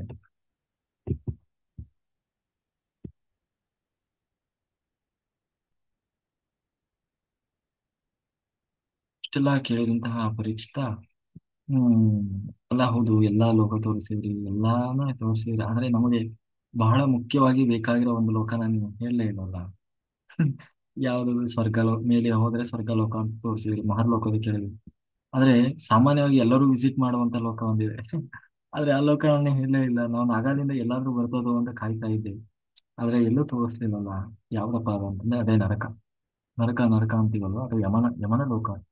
ಎಲ್ಲಿದೆ ಅದು ಯಮನ ಲೋಕ ಅಂತ ಹೇಳಿ, ಅಥವಾ ನಿಜವಾಗ್ಲೂ ಇದೆಯೋ ಇಲ್ಲವೋ ಅಂತ ಕೇಳಿದ್ರೆ ಅದಕ್ಕೆ ಶುಕಾಚಾರ್ಯರು ಇದೆಯಪ್ಪ, ನರಕ ಅನ್ನೋದು ಇದೆ, ನರಕ ಲೋಕ ಇದೆ, ಅದನ್ನೇ ಕಾರಣ ಲೋಕ ಅಂತ ಕರೀತಾರೆ ಅಂತ ಹೇಳಿ, ಅದು ಈ ಈ ಬ್ರಹ್ಮಾಂಡದ ದಕ್ಷಿಣ ಭಾಗಕ್ಕೆ ಬಂದ್ರೆ ಅಲ್ಲಿ ನರಕ ಅನ್ನೋದು ಇದೆ. ಅಂದ್ರೆ ಇದು ಮೇಲೂ ಅಲ್ಲ ಕೆಳಗೂ ಅಲ್ಲ. ಕೆಳಗೆ ಅಂದ್ರೆ ಎಲ್ಲಾ ಏಳು ಲೋಕದ ಕೆಳಗೂ ಅಲ್ಲ, ಎಲ್ಲಾ ಈ ಏಳು ಲೋಕದ ಮೇಲೂ ಅಲ್ಲ. ದಕ್ಷಿಣ ಭಾಗದಲ್ಲಿ ಇರುವಂತದ್ದು ಈ ನರಕ ಲೋಕ. ಅಲ್ಲಿ ವಿಶೇಷವಾಗಿ ಯಮಧರ್ಮರಾಜ ಅವನು ಎಲ್ಲಾ ಜೀವರಾಶಿಗಳ ಕರ್ಮವನ್ನ ಆ ಏನು ಹ್ಮ್, ನೋಡಿಕೊಳ್ಳುವಂತಹ ಆ, ಏನು ನ್ಯಾಯಾಧೀಶ ನ್ಯಾಯಾಧೀಶನಾಗಿ ತಾನು ಕೆಲಸ ಮಾಡ್ತಾ ಇದ್ದಾನೆ ಅಂತ ಹೇಳಿ ಆ ನರಕದ ವರ್ಣನೆಯನ್ನು ಮಾಡ್ತಾರೆ. ಪ್ರತಿಯೊಬ್ಬ ಜೀವಿ ಕೂಡ ನರಕವನ್ನು ಪ್ರವೇಶ ಮಾಡಲೇಬೇಕು. ಅಂದ್ರೆ ಯಾರು ಮೋಕ್ಷ ಪಡೆದವರ ಕಥೆ ಆದ್ರೆ ಮೋಕ್ಷಕ್ಕೆ ಯಾರು ಹೋಗಲ್ಲ. ಅಥವಾ ಇನ್ನೂ ಕರ್ಮವನ್ನು ಯಾರು ಇಟ್ಕೊಂಡಿರ್ತಾರೆ ಅವರು ತಮ್ಮ ಈ ಸಾವಿನ ನಂತರ ಆ ಯಮಧರ್ಮರ ರಾಜನನ್ನ ದರ್ಶನ ಮಾಡಲೇಬೇಕು. ಹಾಗಂತ ಹೇಳಿ ಯಮಧರ್ಮನ ಆ ಪ್ರ ಏನೋ ದರ್ಶನ ಮಾಡುವವರೆಲ್ಲರೂ ಪಾಪಿಗಳು ಅಂತ ತಿಳ್ಕೊಳ್ಬೇಡ. ಯಾಕೆಂದ್ರೆ ಆ ಯಮಧರ್ಮ ಅನ್ನೋದು ಅವನು ಧರ್ಮಮೂರ್ತಿ. ನಮಗೆ ಸಾಮಾನ್ಯವಾಗಿ ಯಮಧರ್ಮ ಅಂತಂದ್ರೆ ನಮಗೆ ಈ ಧಾರಾವಾಹಿಗಳಲ್ಲಿ ಸಿನಿಮಾಗಳಲ್ಲಿ ಒಂದು ರೀತಿ ವಿಕೃತವಾಗಿ ತೋರಿಸ್ಬಿಟ್ಟಿದ್ದಾರೆ. ಆದ್ರೆ ಯಮಧರ್ಮ ಅಂದ್ರೆ ಹಾಗಿರುವವನಲ್ಲ. ಅವನು ಮಹಾಸತ್ಪುರುಷ. ಮಹಾಸತ್ಪುರುಷ ಅಂದ್ರೆ ಅತ್ಯಂತ ದಿವ್ಯ ಪುರುಷ. ಅವನಲ್ಲಿ ಅಲ್ಪ ಸ್ವಲ್ಪವೂ ಕೂಡ ಏನಂತೀವಿ ಕ- ಈ ಲೋಪ ಅನ್ನೋದಿಲ್ಲ. ಅಂದ್ರೆ ಕಲ್ಮಶ ಅನ್ನೋದಿಲ್ಲ. ಅಷ್ಟು ಶುದ್ಧ. ಅದನ್ನ ಇನ್ನೂ ಗರುಡ ಪುರಾಣದಲ್ಲಿ ಇನ್ನೂ ಬಹಳ ಚಂದ ಅದನ್ನು ವರ್ಣನೆ ಮಾಡ್ತಾರೆ. ಯಾರಾದ್ರೂ ಧರ್ಮಾತ್ಮರನ್ನು ಕಂಡ್ರೆ ಆ ಯಮಧರ್ಮನಷ್ಟು ಖುಷಿ ಪಡುವವರು ಬೇರೆ ಯಾರು ಇಲ್ಲ. ಅವನು ತನ್ನ ಆ ಆ ಸ್ಥಾನಕ್ಕೆ ಕರ್ಕೊಂಡು ಹೋಗ್ತಾನಂತೆ. ತನ್ನ ಸದನಕ್ಕೆ ಕರ್ಕೊಂಡು ಹೋಗಿ ಅಲ್ಲಿರುವ ಎಲ್ಲರಿಗೂ ಪರಿಚಯ ಮಾಡಿಸ್ತಾನೆ. ನೋಡಿ, ಇವ್ರು ಇಂಥ ಮಹಾತ್ಮರು, ಸಾಮಾನ್ಯದವರಲ್ಲ ಅಂತ ಹೇಳಿ ಅಲ್ಲಿ ಅವನ ಕೂರಿಸ್ತಾನಂತೆ. ವಿಶೇಷ ಅತಿಥಿಗಳು ಬಂದಿದ್ದಾರೆ ಅಂತ ಹೇಳಿ ಆ ಯಮಧರ್ಮರಾಜ ತನ್ನ ಆ ಸ್ಥಾನದಲ್ಲಿ ಕೂರಿಸಿ ಅಲ್ಲಿರುವ ಎಲ್ಲರಿಗೂ ಅವರ ಪರಿಚಯ ಮಾಡಿ ಕೊಡ್ತಾರಂತೆ. ಪರಿಚಯ ಮಾಡಿ ಅವನು ಈ ಭೂಮಿಯ ಮೇಲೆ ಅವನು ಮಾಡಿದಂತಹ ಧರ್ಮಾತ್ಮಕ ಕೆಲಸಗಳನ್ನೆಲ್ಲ ಅವನು ವಿವರಿಸಿ ಹೇಳ್ತಾನಂತೆ. ಇವರು ಅಷ್ಟೊಳ್ಳೆ ಕೆಲಸ ಮಾಡಿದ್ದಾರೆ, ಇಷ್ಟೊಳ್ಳೆ ಕೆಲಸ ಮಾಡಿದ್ದಾರೆ ಅಂತ ಧರ್ಮಾತ್ಮರು. ನಿಮ್ಮಂತಹ ಧರ್ಮಾತ್ಮರ ದರ್ಶನ ಮಾಡುವ ಭಾಗ್ಯ ನಮಗೆ ಸಿಕ್ತಲ್ವಾ ಅಂತ ಹೇಳಿ ಹಾಡಿ ಹೊಗಳ್ತಾನಂತೆ ಯಮಧರ್ಮರಾಜ. ಹೇಳಿ ಅವರಿಗೆ ಅವರಿಂದ ಸೇವಿಸಲ್ಪಟ್ಟವರಾಗಿ ನಿಮ್ಗೆ ಎಷ್ಟು ದಿವಸ ಬೇಕೋ ಅನಿಸ್ತದೆ ಅಷ್ಟು ದಿವಸ ಇರಿ. ಆಮೇಲೆ ನೀವು ಮುಂದಿನ ಲೋಕಕ್ಕೆ ಅಥವಾ ಆತ್ಮಗಳ ಲೋಕ ಅಲ್ಲಿಗೆ ನೀವು ಹೊರಡಿ ಅಂತ ಹೇಳಿ ಅವರಿಗೆ ಅವಕಾಶ ಮಾಡಿಕೊಡ್ತಾನಂತೆ. ಒಟ್ಟು ಯಮಧರ್ಮ ಲೋಕದಲ್ಲಿ 4 ದ್ವಾರಗಳಿದೆ: ಪೂರ್ವ, ಪಶ್ಚಿಮ, ಉತ್ತರ, ದಕ್ಷಿಣ. ಪೂರ್ವದಿಂದ, ಪಶ್ಚಿಮದಿಂದ, ಉತ್ತರದಿಂದ ಹೋಗುವ ಜೀವರೇನಿದ್ದಾರೆ ಅವರೆಲ್ಲರೂ ಪುಣ್ಯಾತ್ಮ ಜೀವರು. ಅಂದ್ರೆ ಪುಣ್ಯವನ್ನ ಮಾಡಿ ಹೋಗುವಂತಹ ಜೀವರಾಶಿಗಳು. ಅವರೆಲ್ಲರಿಗೂ ಯಮಧರ್ಮರಾಜ ಅತ್ಯಂತ ದಿವ್ಯ ಪುರುಷನಾಗಿ, ಅಂದ್ರೆ ದೇವತೆಯನ್ನ ನೋಡಿದ್ರೆ ಹೆಂಗ ಅನಿಸ್ತದೆ, ಅವ್ನು ನೋಡ್ತಾನೆ ಇರ್ಬೇಕು ಅಂತೀವಲ್ವಾ, ಹಾಗೆ ಅತ್ಯಂತ ಸತ್ಪುರುಷನ ರೂಪದಲ್ಲಿ ಆ ಯಮಧರ್ಮರಾಜ ಧರ್ಮಮೂರ್ತಿಯಾಗಿ ತಾನು ಕಾಣಿಸಿಕೊಳ್ತಾನಂತೆ. ದರ್ಶನ ಕೊಡ್ತಾನಂತೆ, ಅವರನ್ನ ಆದರಿಸ್ತಾನಂತೆ. ಬಹಳ ಗೌರವದಿಂದ ನಡೆಸಿಕೊಳ್ತಾನಂತೆ. ಹ್ಮ್ ಕೊನೆಗೆ ಅವ್ರಿಗೆ ಏನೇನು ಆಸೆ ಇದೆ ಅದನ್ನೆಲ್ಲ ಅವನು ಬಹಳ ಚೆನ್ನಾಗಿ ಅಲ್ಲಿ ಅವನೇ ಖುದ್ದಾಗಿ ಕರ್ಕೊಂಡು ಹೋಗಿ ತನ್ನ ಲೋಕದಲ್ಲಿ ಏನೆಲ್ಲ ಇದೆ ಅದನ್ನೆಲ್ಲ ತೋರಿಸಿಕೊಡ್ತಾನಂತೆ, ಮಾತಾಡ್ತಾನಂತೆ, ಅವ್ರ ಜೊತೆಗೆ ಚರ್ಚೆ ಮಾಡ್ತಾನಂತೆ. ಕೊನೆಗೆ ಪುನಃ ಅವರನ್ನು ಮುಂದೆ ಕಳಿಸಿಕೊಡ್ತಾನಂತೆ. ಆದರೆ ಈ ದಕ್ಷಿಣ ದ್ವಾರದಿಂದ ಹೋಗುವವರು ಯಾರು ಇಲ್ಲಿ ಪಾಪ ಮಾಡಿರ್ತಾರೆ, ಮಾಡಬಾರದ ಅನ್ಯಾಯ ಮಾಡಿ ಹೋಗ್ತಾರಲ್ಲ ಅವರೆಲ್ಲ ಹೋಗೋದು ಈ ದಕ್ಷಿಣ ದ್ವಾರದಲ್ಲಿ. ಆದರೆ ಸಾಮಾನ್ಯವಾಗಿ ಜಾಸ್ತಿ ಕ್ಯೂ ಇರೋದೇ ಈ ದಕ್ಷಿಣ ದ್ವಾರದಲ್ಲಿ. ಪೂರ್ವ ಪಶ್ಚಿಮ ಉತ್ತರದಲ್ಲಿ ಹೋಗುವವರ ಸಂಖ್ಯೆ ಬಹಳ ಕಡಿಮೆ ಇರ್ತದೆ. ಆದ್ರೆ ಈ ದಕ್ಷಿಣ ದ್ವಾರ ಅನ್ನೋದು ಯಾವಾಗ್ಲೂ ಕ್ಯೂ ಇರ್ತದೆ, ರಶ್ ಇರ್ತದೆ. ಆ ಅಂತ ಹೇಳ್ತಾ, ಅದರಲ್ಲೂ ಈ ದಕ್ಷಿಣ ಭಾಗದಲ್ಲಿ ಯಾರು ಹೋಗ್ತಾರೆ ಅವರಿಗೆ ಅಲ್ಲಿರುವಂತಹ ದೂತರು ಇರ್ಬೋದು. ಯಮಧರ್ಮರಾಜ ಕಾಲ ರೂಪದಿಂದ ಕಾಣಿಸ್ಕೊಳ್ತಾನೆ ಅಂತ ಭಯಂಕರನಾಗಿ. ಅವನನ್ನು ನೋಡ್ತಿದ್ದಾಗೇನೆ, ಇದು ಗರುಡ ಪುರಾಣದಲ್ಲಿ ಬರ್ತದೆ, ನೋಡ್ತಿದ್ದಾಗೇನೆ ಇವನು ಗಡಗಡಗಡ ನಡಗ್ಲಿಕ್ಕೆ ಶುರು ಮಾಡ್ತಾನಂತೆ. ಆ ಯಾರು ಆ, ಜೀವ ಅಂದ್ರೆ ಅಷ್ಟು ಭಯಂಕರನಾಗಿ ಕಾಣಿಸ್ಕೊಳ್ತಾನಂತೆ. ಅವನಿಗೆ ಸಿಟ್ಟು ಮಾಡ್ತಾನಂತೆ. ಎಲ್ಲ ಪಾಪಿ, ಆ ಎಷ್ಟು ಅಮೂಲ್ಯವಾದ ಸಮಯ ಕೊಟ್ಟಿದ್ದೆ, ಭಗವಂತ ಅವಕಾಶ ಮಾಡಿಕೊಟ್ಟಿದ್ದ, ನಿನ್ನ ಕರ್ಮ ಕಳ್ಕೊಳ್ಳಿದ್ದೆ, ಎಷ್ಟು ಧರ್ಮದ ಕೆಲಸ ಮಾಡಬಹುದಿತ್ತು, ಎಂತೆಂತಹ ಧರ್ಮಾತ್ಮರಿದ್ರು. ಆ ಅವ್ರ ಕಾಲು ಹಿಡ್ಕೊಂಡಿದ್ರೆ ಎಷ್ಟು ಉದ್ಧಾರ ಮಾಡಿರೋರು ಅಂತ ಹೇಳಿ, ಆದ್ರೆ ಮಾಡಬಾರದನ್ನ ಮಾಡಿದ್ದೀರಿ ಅಂತ ಹೇಳಿ, ಆ ಅಷ್ಟು ಅವನ ರೂಪವನ್ನು ನೋಡಿನೇ ಇವನು ಎಲ್ಲ ನಡಿ ಹೋಗ್ತಾನಂತೆ. ಅಷ್ಟು ಭಯಂಕರನಾಗಿ ಕಾಣಿಸ್ಕೊಳ್ತಾನಂತೆ. ಆ ಅಂದ್ರೆ ಆ ಅವನ ಅಂದ್ರೆ ಯದ್ಭಾವಂ ತದ್ಭವಸಿ ಅಂತೀವಲ್ಲ ಹಾಗೆ. ಕೊನೆಗೆ ಅವನಿಗೆ ಆ ಅವನ ಒಂದು ಅವರವರ ಕರ್ಮಕ್ಕೆ ಅನುಸಾರವಾಗಿ ಮುಂದಿನ ಗತಿಯನ್ನ ತಿಳಿಸ್ತಾನೆ. ಅಲ್ಲಿ ಕೂಡ ಯಾವ್ಯಾವ ತಪ್ಪು ಮಾಡಿದವರಿಗೆ ಯಾವ್ಯಾವ ರೀತಿಯ ಶಿಕ್ಷೆ ಅನ್ನೋದನ್ನು ಕೂಡ ಇನ್ನೂ ಚೆನ್ನಾಗಿ ವಿವರವಾಗಿ ವಿವರಿಸಿಕೊಂಡು ಹೋಗ್ತಾರೆ. ಹಾಗಾಗಿ ಆದಷ್ಟು ನಾವು ಕರ್ಮ ಮಾಡುವುದರಿಂದ ಹಿಂದಕ್ಕೆ ಬರಬೇಕು. ಆದಷ್ಟು ಸತ್ಯ, ನ್ಯಾಯ, ನೀತಿ, ಧರ್ಮ ಮಾರ್ಗದಲ್ಲಿ ಇರ್ಬೇಕಪ್ಪ. ನರಕ ಅನ್ನೋದು ಅಲ್ಲೂ ಇದೆ, ಇಲ್ಲೂ ಇದೆ. ನರಕ ಅನ್ನೋದು ಪ್ರತಿಯೊಬ್ಬರೂ ಕೂಡ ಯಮಧರ್ಮರಾಜನನ್ನ ಆ ಏನೋ ಒಬ್ಬ ಮನುಷ್ಯನನ್ನು ಸಾವಿನಿಂದ ಮುಂದಿನ ಮುಕ್ತಿ ಮಾರ್ಗಕ್ಕೆ ಕರ್ಕೊಂಡು ಹೋಗೋನೇ ಯಮಧರ್ಮರಾಜ ಅಂತ ಹೇಳ್ತಾ, ಆ ಯಾರಾದ್ರೂ ಈ ಕರ್ಮ ಕಳ್ಕೊಂಡವ್ರು ಇರ್ತಾರಲ್ಲ, ನಾ ಹೇಳಿದ್ವಿ ಆಕಾಶಿಕ ರೆಕಾರ್ಡ್ ನೋಡ್ಕೊಂಡಿದ್ದಾರೆ ಅವರು, ಅವ್ರದೆಲ್ಲ ಖಾಲಿ ಆಗಿದೆ ಅಂತೀವಲ್ಲ, ಅವರನ್ನ ಕಂಡ್ರೆ ಯಮಧರ್ಮರಾಜನಿಗೆ ಅಷ್ಟಿಷ್ಟು ಇಷ್ಟ ಅದಂತ. ಅವರನ್ನ ಬಹಳ ಖುಷಿ ಪಡ್ತಾನಂತ. ಅವರ ಒಂದು ಆ ಏನಂತೀವಿ ಸಂಪರ್ಕ ಮಾಡ್ಲಿಕ್ಕೆ ಖುದ್ದಾಗಿ ಬಂದು ಯಾರು ಈ ಕರ್ಮ ಕಳ್ಕೊಂಡಿರ್ತಾರಲ್ವ, ಆಕಾಶಿಕ ರೆಕಾರ್ಡ್ ಎಲ್ಲ ನೋಡ್ಕೊಂಡು ಕ್ಲೀನ್ ಆಗಿದೆ ಅಂತಾರಲ್ಲ, ಅವರಿಗೆ ಇಲ್ಲಿ ಇರುವಾಗ್ಲೇ ಬಂದು ದರ್ಶನ ಕೊಡ್ತಾನಂತ. ದರ್ಶನ ಕೊಟ್ಟು ಅವ್ರ ಪರ್ಮಿಷನ್ ಕೇಳಿ ಕರ್ಕೊಂಡು ಹೋಗ್ತಾನಂತ. ಹೀಗೆ ನಿಮ್ಮ ಸಮಯ ಬಂದಿದೆ, ಯಾವಾಗ ಬರ್ತೀರಿ ಅಂತ ಹೇಳಿ ಕೇಳಿ ಕರ್ಕೊಂಡು ಹೋಗ್ತಾನೆ. ಅಷ್ಟೇ ಅಲ್ಲ, ಮುಂದೆ ಆ ಯಾರು ಹೀಗೆ ಹೇಳ್ತಾ, ಆ ಏನೊಂದು ಹೇಳ್ತಾ ಇದ್ವಿ.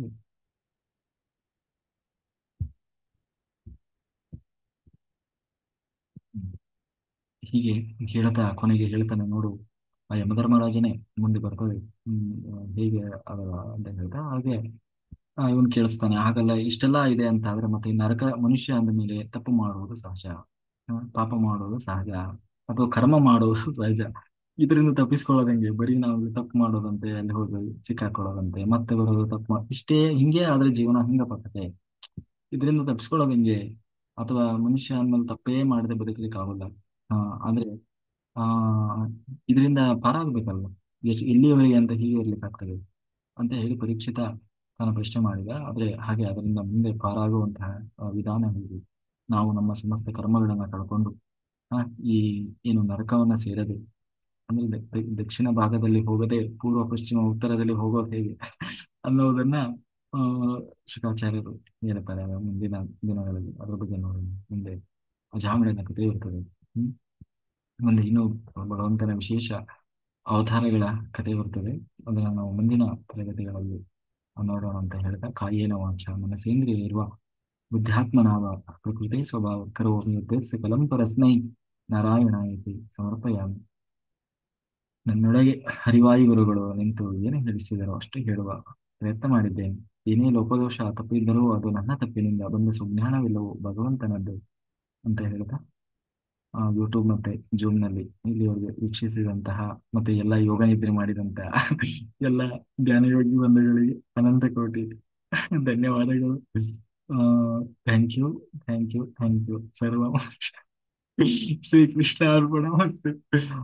ಎಷ್ಟು ಚೆನ್ನಾಗಿ ನಿದ್ದೆ ಮಾಡಿದ್ರು, ಎಷ್ಟು ಚೆನ್ನಾಗಿ ಕತೆ ಕೇಳಿದ್ರು. ಹೋಗ್ಲಿ, ಯಾರೇ ಏನ್ ದೇವರೇ ಬಲ್ಲ.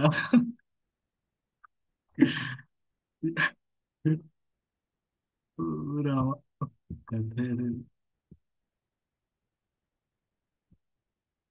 ಹೀಗಿದೆ ಏನಾಗಿದೆ. ಇದನ್ನೆಲ್ಲ ನಾವು ಹೀಗೆ ಇಷ್ಟು ಮಾತ್ರ ಹೊರಗಿಂದ ವಿವರಿಸಬಹುದೇ ಹೊರತು ಇನ್ನೂ ಇದನ್ನ ಆಳವಾಗಿ ಹೇಳಲಿಕ್ಕೆ ಕಷ್ಟ ಆಗ್ತದೆ. ಆದ್ರೆ ಇದನ್ನ ನಾವು ಅನುಭವದಿಂದ ನೋಡ್ಬೇಕಷ್ಟೆ. ಅಂದ್ರೆ ಯಾರಿಗೆ ಸೂಕ್ಷ್ಮ ಶರೀರ ಇರ್ತದೆ ಆ, ಅಂದ್ರೆ ಯಾರು ಹಾಸ್ಟೆಲ್ ಟ್ರಾವೆಲ್ ಮಾಡ್ತಾರೆ ಅವರು ಈ ರೀತಿ ಇದನ್ನೆಲ್ಲ ನೋಡ್ಲಿಕ್ಕೆ ಸಾಧ್ಯ ಆಗ್ತದೆ. ಹ್ಮ್. ಆ, ಆಮೇಲೆ ಯಾರಿಗೆ ಥರ್ಡ್ ಐ ಇರ್ತದೆ ಆ ಅವರಿಗೆ ಇದೆಲ್ಲ ನಾನು ಏನು ಹೇಳಿದೆ ಇದೆಲ್ಲ ಕಾಣಿಸ್ತದೆ. ಆಯ್ತಾ. ಈಗ ಒಂದು ಐಡಿಯಾ ಬಂದಿರ್ತದೆ ಅಂತ ನಾನು ಅನ್ಕೊಂಡಿದ್ದೀನಿ. ಆ, ನೋಡೋಣ. ಮಾಸ್ಟರ್ಸ್ ಎಲ್ಲರೂ ಎನ್ರೇಸ್ ಮಾಡಿ ಮಾತಾಡಿ ಯೋಗ ನಿದ್ರೆಯಿಂದ ಇನ್ನಾದರೂ ಹೊರಗಡೆ ಬನ್ನಿ. Okay. 9-10 ಗಂಟೆಗೆ ಯೋಗ ನಿದ್ರೆ ಸ್ಟಾರ್ಟ್ ಮಾಡ್ಬಿಡ್ತಾರಪ್ಪ. ಇನ್ನು ರಾತ್ರಿ ಕತೆ ಏನಿರ್ಬೇಡ. ಇವರು ರಾಮ. ಆ, ಸವಿತಾ ಮಾಸ್ಟರ್ ಇದ್ದೀರಾ? ಸಂಗಮೇಶ್ ಜಿ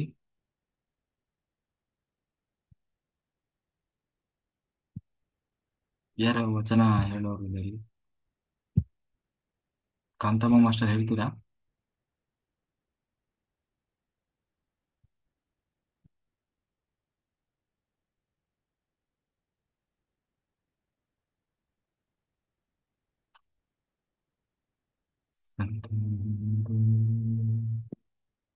ಅನ್ಮ್ಯೂಟ್ ಮಾಡಿ.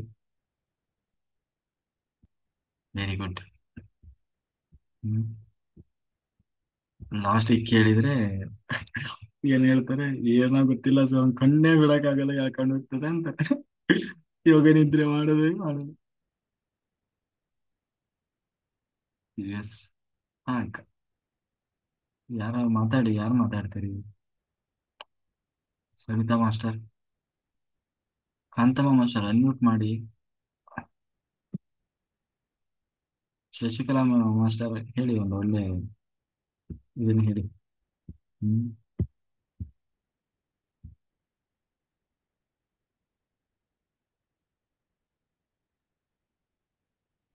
ನಮಸ್ತೆ ಸರ್.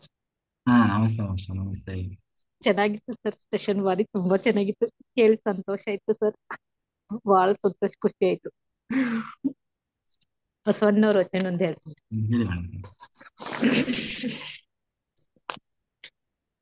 ಕಲ್ಲ ಕಲ್ಲ ನಾಗರ ಕಂಡಡೆ ಹಾಲನ್ನೆರೆ ನಂಬುವರು, ದಿಟ್ಟದ ನಾಗರ ಕಂಡಡೆ ಕೊಲ್ಲನೆಂಬನವರು, ಉಂಬ ಜಂಗಮನ ಬಂದಡೆ ನಡೆಯನೆಂಬವರು, ಉಣ್ಣದ ಲಿಂಗಕ್ಕೆ ನೊಣವ ಹಿಡಿಯನೆಂಬವರು, ನಮ್ಮ ಕೂಡಲ ಸಂಗನ ಶರಣರ ಕಂಡು ಉದಾಸೀನ ಮಾಡಿದರದೆ ಕಲ್ಲ ತಾಗಿದ ಮಿಟ್ಟೆ ಅಂತ. ಮಿಟ್ಟೆ ಏನದು ತಿಳಿತಿ ಸಾರಾಂಶ ಈ ತರದ್ ಎಷ್ಟು ಬರ್ತೈತೆ ಅಷ್ಟು ಹೇಳ್ತೀನಿ ಸರ್. ಇಲ್ಲ, ಹೇಳಿ ಹೇಳಿ ಯಥಾಶಕ್ತಿ. ನಾಗರ ಕಲ್ಲಿಗೆ ಪೂಜೆ ಮಾಡಿ ಹಾಲನ್ನು ಎರೆಯುತ್ತಾರೆ. ನಾಗರ ಪಂಚಮಿ ಹಬ್ಬವೇ ಭಕ್ತಿ ಶ್ರದ್ಧೆಗಳಿಂದ ನಡೆಯುತ್ತದೆ. ಆದರೆ ಅದೇ ನಿಜವಾದ ನಾಗರ ಹಾವನ್ನು ಕಂಡರೆ ಅದನ್ನು ಕೊಲ್ಲಲು ಮುಂದಾಗುತ್ತಾರೆ. ಹಾವು ವಾಸ ಮಾಡುವುದೆಂದು ಕೆಲವು ಸಲ ಹುತ್ತಕ್ಕೆ ಹಾಲನ್ನೆರೆಯುವುದುಂಟು. ಹಸಿದ ಜಂಗಮನೊಬ್ಬನು ಮನೆಯ ಬಾಗಿಲಿಗೆ ಬಂದರೆ ಅವನನ್ನು ಮುಂದೆ ಹೋಗಿ ಎಂದು ಕಳಿಸಿಬಿಡುತ್ತಾರೆ. ಆದರೆ ಊಟ ಮಾಡದ ಲಿಂಗದ ಮುಂದೆ ಅಥವಾ ದೇವತಾ ಮೂರ್ತಿಯ ಮುಂದೆ ನೈವೇದ್ಯವೆಂದು ಬಗೆ ಬಗೆಯ ಭಕ್ಷ್ಯಗಳನ್ನು ಇಡುತ್ತಾರೆ. ನಿಜವಾಗಿಯೂ ಲಿಂಗ ಊಟ ಮಾಡುವಂತಿದ್ದರೆ ಈ ಭಕ್ತರು ನೈವೇದ್ಯವನ್ನಿಡುತ್ತಿದ್ದರೆ ಎಂಬ ಸಂದೇಹ ಬಂದೇ ಬರುತ್ತದೆ. ಆಚಾರ ಮತ್ತು ವಿಚಾರಗಳ ಹೊಂದಾಣಿಕೆಯಲ್ಲಿರುವುದು ಈ ವಿಪರಾಶಕ್ಕೆ ಕಾರಣ. ನಂಬಿಕೆ ಕುರುಡಾಗಬಾರದು, ಆಚರಣೆ ವಿವೇಕಹೀನರಾಗಬಾರದು. ಪೂಜೆ ನೈವೇದ್ಯಗಳನ್ನು ಪೂಜೆಯಲ್ಲ, ಹಸಿದವರಿಗೆ ಅನ್ನ ನೀಡುವುದೇ ನಿಜವಾದ ಪೂಜೆ. ಈ ಮೂಲಕ ಬಸವಣ್ಣ ಹಸಿದವರೊಂದಿಗೆ ಹಂಚಿ ತಿನ್ನುವುದೇ ಶಿವನಿಗೆ ಪ್ರಿಯವಾಗುತ್ತದೆ. ಅದೇ ಅನ್ನ ಕೆಲವರು ಮಾತ್ರವಲ್ಲ, ಹಸಿದವರು ಎಲ್ಲರಿಗೂ ಸೇರಿದ್ದು ಎಂಬ ಬಸವಣ್ಣನವರ ಸೂಚನೆಯಾಗಿದೆ. ಇಷ್ಟೇ ಸರ್. Thank you sir. ಅಂದ್ರಲ್ಲ ಮೇಡಮ್, ಇಷ್ಟೊಂದೆಲ್ಲ ಹೇಳಿ. ಹ? ಅಷ್ಟೇ, ಸ್ವಲ್ಪ ಅದು ಇದು ಸಾರಾಂಶ ಚೆನ್ನಾಗಿ ಬರೋದಿಲ್ಲ ಅಲ್ರಿ ಸರ್. ನೋಡ್ರಿ, ಶಶಿಕಲಾ ಮಾಸ್ಟರ್ದು ಇದು 3ನೇ ಮಂಡಲ ಅಲ್ವಾ ಮೇಡಮ್? ಹಾ ಹೌದ್ರಿ, ಮೂರನೇದು ಓಕೆ. ಎರಡು ಸ್ಟಾರ್ಟ್ ಆಯ್ತ್ರಿ ಎರಡು ಇವತ್ತಿಂದ. ಕಂಪ್ಲೀಟ್ ಆಯ್ತಾ? ಇಲ್ಲಲ್ಲ? ಹಾ ಆಯ್ತ್ರಿ ಇವತ್ತಿಗೆ ಆಯ್ತ್ರಿ. ಹೌದಾ? ವಾವ್, ಹಾ ಸೂಪರ್. ಇವತ್ತಿಗೆ ಮುಗಿತ್ರಿ, ನಾಳಿಂದ ಮೂರನೇದ್ ನೋಡ್ರಿ ಸರ್. ಹೇಗಿದೆ ಹೇಗಿದೆ? ಎಲ್ಲಾ ಚೆನ್ನಾಗಿದ್ರಿ, ಮಸ್ತ್ ಅದರಿ. ಏನು ಮಸ್ತ್. ತೊಂದ್ರೆ ಇಲ್ರಿ, ಎಲ್ಲಾ ಅನುಭವ ಚೆನ್ನಾಗಿ ಆಗ್ತಾ ಇದಾರಿ. ಹ್ಮ್. ಅದು ಬಿಡಾಕ್ ಆಗ್ತಾ ಇಲ್ರಿ. ಬಿಡ್ಬೇಕಂದ್ರುನು ಮುಂದ್ ಹಂಗ ಕಂಟಿನ್ಯೂ ಮಾಡ್ಬೇಕಂತ ಹಿಂಗ ಅನ್ಸತೈತ್ರಿ. ಎಲ್ಲಾ ಅನುಭವ ಚೆನ್ನಾಗಿ ಆಗ್ಯಾರಿ. ಸರ್. ಹ್ಮ್. ಮನ್ಯಾಗೆಲ್ಲಾ ವಾತಾವರಣ ಚೆನ್ನಾಗೈತ್ರಿ. ಮತ್ತು ಎಲ್ಲಾ ಕೆಲಸ ಆರ್ಥಿಕ ಪರಿಸ್ಥಿತಿ ಬಿ ಚೆನ್ನಾಗೈತ್ರಿ. ಇದ್ದಿದ್ದೆಲ್ಲಾನು ಸುಧಾರಣೆ ಆಗೈತ್ರಿ, ಮೊದಲಿನಕ್ಕಿಂತನೂ ತುಂಬಾ ಸುಧಾರಣೆ ಆಗೈತ್ರಿ. Thank you sir. Okay madam, okay, very good. Hmm. ಹಾ ನಮ್ಮ ಲಕ್ಷ್ಮಿ ಮೇಡಮ್ ಹಾ ಮೂರನೇ ರೀ. ಮಾಡ್ಬಿಟ್ಟಿದ್ದಾರೆ ಈಗ. ಹಾ. ಲಕ್ಷ್ಮಿ ಹಾ, ಮಾಸ್ಟರ್. ಅವ್ರು ಚಾಲೂ ಮಾಡ್ಯಾರ್ರಿ. ಹೌದೌದ್ರಿ. Okay, okay. ಹ್ಮ್. ಆ, ವಿಜಯಲಕ್ಷ್ಮಿ ಮೇಡಮ್ ಮಾತಾಡಿ. ಹಾ ಸರ್, ನಮಸ್ತೆ ಸರ್. ಎಲ್ಲರೂ ಧ್ಯಾನ ಬಂಧುಗಳಿಗೆ ನಮಸ್ಕಾರ. ಚೆನ್ನಾಗಿತ್ತು ಸರ್ ಇವತ್ತು. ನಾವು ಒಂಚೂರು ಯೋಗ ನಿದ್ರೆ ಮಾಡ್ಲಾರ್ದನೆ ಕೇಳಿದ್ವಿ. ಇದಕ್ ಮುಂಚೆ ನೀವ್ ಒಂದ್ಸಲ ಹಾಕಿದ್ರಿ ಇದು ಫೋಟೋ, PDF ಮಾಡಿ ಹಾಕಿದ್ರಲ್ಲ ಸರ್. ಇವತ್ತೆಲ್ಲ ಅರ್ಥಪೂರ್ಣವಾಗಿ ತಿಳಿಸಿಕೊಟ್ರು. ಒಂದೊಂದು ಲೋಕದ ಬಗ್ಗೆ, ಒಂದೊಂದು ದೇವರ ಬಗ್ಗೆ, ಎಲ್ಲೆಲ್ಲಿ ಏನೇನ್ ಇರುತ್ತಂತ. ನಾವು ಇನ್ನೂ ತಿಳ್ಕೊಬೇಕಾಗಿದ್ ಬೇಕಾದಷ್ಟಿದೆ. ಅಂದ್ರೆ ಇದ್ರಲ್ಲಿ ಚೆನ್ನಾಗಿ ಅರ್ಥ ಆಯ್ತು ಸರ್. ನೀವು ಫೋಟೋ ಹಾಕಿದ್ದಕ್ಕೂ ಇದು ವಿವರವಾಗಿ ನಮ್ಗೆ ತಿಳಿಸ್ಕೊಟ್ಟಿದ್ದಕ್ಕೆ ತುಂಬಾ ತುಂಬಾ ಧನ್ಯವಾದಗಳು sir. Thank you madam, thank you. ಚೆನ್ನಾಗಿತ್ತು. ಇವತ್ತು ಏನಾರು ಇದೆಯಾ ವಚನ ಗಿಚನ? ವಚನ ಏನ್ ಇಲ್ಲ ಸರ್, ವಚನಗಳು ಬುಕ್ಸ್ ಏನಿಲ್ಲ ಸರ್ ನನ್ನ ಹತ್ರ. ಹಾ, ವಚನ ಆದ್ರೆ ಇಲ್ಲ ಅಂದ್ರೆ ಇದು ತುಳಸಿ ದಳ ಇದೆಯಲ್ಲ, ಒಂದೊಂದು ದಿನ ಒಂದೊಂದು ಹೇಳಿ, ಒಂದೊಂದು ಸ್ವಲ್ಪ ಅದ್ರಲ್ಲಿ ಏನಾದ್ರು ಒಂದೊಂದು ತಗೊಂಡು. ಹಾ ಸರ್, ನಾಳೆಲಿದ್ದ ಹೇಳ್ತೀನಿ ಸರ್. ಹ್ಮ್. ಹೇಳಿ, ನಾಳೆಯಿಂದ ಹೇಳಿ. ಹಾ sir, okay master. Thank you. ಈಗ ಸಚಿನ್ ಸರ್ ಮಾತಾಡ್ತಾರೆ. ಒಂದು ಇದನ್ನ ಹೇಳ್ತಾರೆ ಅವ್ರು, ವಚನ ಹೇಳ್ತಾರೆ. ಹೇಳಿ ಸರ್.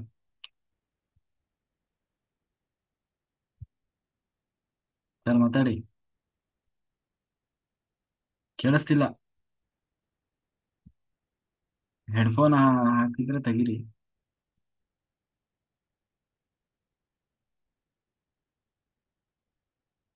ಮಾತಾಡ್ತಾ ಇದ್ದೀರಾ ಇಲ್ಲ? ವಾಯ್ಸ್ ಪ್ರಾಬ್ಲಮ್ ಇದೆಯಾ? ಅದು ಹೆಡ್ಫೋನ್ ತೆಗೀರಿ. ಹ್ಮ್. ಹಾ, ನಮ- ಇವಾಗ ಕೇಳಿಸ್ತಾ ಇದೆ ನೋಡಿ ಸಚಿನ್ ಸರ್. ಏನೋ ಸೌಂಡ್ ಬಂತಪ್ಪ. ನಮಸ್ತೆ ಸರ್. ಹಾ, ನಾನ್ ಹಾ, ನೀವು ಹೇಳಿ ಮೇಡಮ್. ಆ, ತುಂಬಾ ಚೆನ್ನಾಗಿತ್ತು ಸರ್. 7 ಲೋಕಗಳದ್ದು ತುಂಬಾ ಅದ್ಭುತವಾಗಿ ಒಂದೊಂದು ಇದನ್ನು ತುಂಬಾ ಚೆನ್ನಾಗಿ ಅರ್ಥಪೂರ್ಣವಾಗಿ ಹೇಳಿದ್ರಿ. ಹ್ಮ್. ಹ್ಮ್ ತುಂಬಾ ಚೆನ್ನಾಗಿತ್ತು ಸರ್. ನೋಡ್ರಿ ಹೆಂಗೆಲ್ಲ ಇದೆ ನಮ್ಗೆ ಕಾಣೋದಿಲ್ಲ, ಕಾಣದ ಲೋಕ. ಸರ್, ನಮ್ಗೆ ಕಾಣದ ಲೋಕ ಹೆಂಗೆಲ್ಲ ಇದೆ ನೋಡ್ರಿ ಎಂದೆ. ಹಾ ಹೌದು ಸರ್. ಕೇಳಿದ್ವಿ. ಭೂಲೋಕ, ಇದು ನಾವು ಮಧ್ಯದಲ್ಲಿ ಇದೀವಿ ಅಂತ ಹಿರಿಕರೆಲ್ಲ ಹೇಳ್ತಿದ್ರು. ಹ್ಮ್. ಅದು ಒಂದು ಇದ್ರ ತರ ಇತ್ತು. ನೀವು ಎಷ್ಟು ಅರ್ಥಪೂರ್ಣವಾಗಿ ಹೇಳಿದ್ರಿ, ಅದ್ರ ಬಗ್ಗೆ ನಮ್ಗೆ ತಿಳ್ಕೊಂಡಂಗಾಯ್ತು. ತುಂಬಾ ಚೆನ್ನಾಗಿತ್ತು ಸರ್. ಹ್ಮ್ ಸರ್, ಇದು ತುಳಸಿ ಅಂತ ಹೇಳಿ ನಮ್ ಮನೆ ಮುಂದೆ ಸರ್, ತುಳಸಿ ಗಿಡ ನಾವ್ ಎಷ್ಟು ಕಿತ್ತಾಕಿದ್ರು ವನ ವನ ತರ ಬರುತ್ತಲ್ಲ ಸರ್ ಅದು. ಬರ್ಲಿ ಬಿಡ್ರಿ, ಎಲ್ಲಿ ತುಳಸಿ ವನ ಇರ್ತದೆ ಅಲ್ಲಿ ಕೃಷ್ಣ ಹ್ಮ್ ಇರ್ತಾನೆ. ಕೃಷ್ಣನ ಸನ್ನಿಧಾನ ಇರ್ತದೆ ವಿಶೇಷವಾಗಿ. ಈ ನಾನು ಇದೀನಲ್ಲ ರೂಮಲ್ಲಿ, ಮನೆ ಹ್ಮ್ ಮುಂದೆ ಫುಲ್ ಜಾಗ ಇದೆ. ಬರೀ ತುಳಸಿನೇ ಇದೆ. ನನಗೆ ತುಳಸಿ ಅಂದ್ರೆ ಬಹಳ ಇಷ್ಟ. ಎಷ್ಟ್ ಜನ ಕಿತ್ತಾಕಿ ಸರ್ ನೀವು? ಬರ್ತಾನೆ ಇರುತ್ತೆ, ಬರ್ತಾನೆ ಇರುತ್ತೆ. ಬಂದವರೆಲ್ಲ ಖುಷಿ. ದಿನನಿತ್ಯ ತುಳಸಿ ಇಡ್ತೀರ ನೀವು ದೇವ್ರಿಗೆ, ಎಷ್ಟ್ ಚೆನ್ನಾಗ್ ಬರುತ್ತೆ ಅಂತೇಳಿ. ಒಂದ್ ಪಾಟಲ್ ಬೆಳೆಯಕ್ಕಾಗಲ್ಲ, ನಿಮ್ಗೆ ಎಷ್ಟು ಬರುತ್ತೆ. ತುಂಬಾ ಕಿತ್ತಾಕ್ತಿವಿ ಕೂಡ ಸರ್ ನಾವು. ಕಾಲ್ ಸಿಗುತ್ತೆ ಓಡಾಡೋ ದಾರಿಲೆಲ್ಲ ಅಂತ ಹೇಳ್ಬಿಟ್ಟು ಸಿಗುತ್ತೆ. ಎಲ್ಲ ಅದಕ್ಕೆ ಕೇಳೋಣ ಅಂತ ಹೇಳ್ಬಿಟ್ಟು ನಿಮ್ಮನ್ನ. ಎಲ್ಲ ಜಾಗದಲ್ಲೂ ಬೆಳೆಯಲ್ಲ. ಅದೇ ನನಗೂ ತುಳಸಿ ಅಂದ್ರೆ ಬಹಳ ಇಷ್ಟ. ನಾನು ಯಾವ ಗಿಡನೂ ಹಚ್ಚಲ್ಲ ಹಂಗೆ, ಆದ್ರೆ ತುಳಸಿಯನ್ನು ಬಹಳ ಹಚ್ತೀನಿ.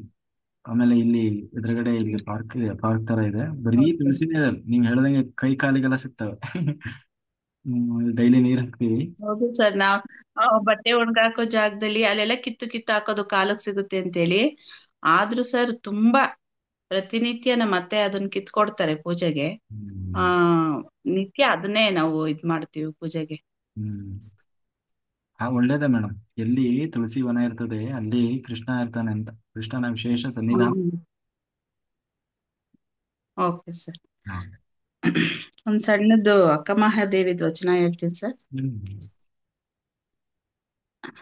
ಮರವಿದ್ದು ಫಲವೇನು ನೆರಳಿಲ್ಲದವನಕ್ಕ, ಧನವಿದ್ದು ಫಲವೇನು ದಯವಿಲ್ಲದನಕ್ಕ, ಹಸುವಿದ್ದು ಫಲವೇನು ಹಯನಿಲ್ಲದನಕ್ಕ, ರೂಪಿದ್ದು ಫಲವೇನು ಗುಣವಿಲ್ಲದನಕ್ಕ, ಅಗಲಿದ್ದು ಅಗಲಿದ್ದು ಫಲವೇನು ಮನವಿಲ್ಲದನಕ್ಕ, ನಾನಿದ್ದು ಫಲವೇನು ನಿಮ್ಮ ಜ್ಞಾನವಿಲ್ಲದನಕ್ಕ.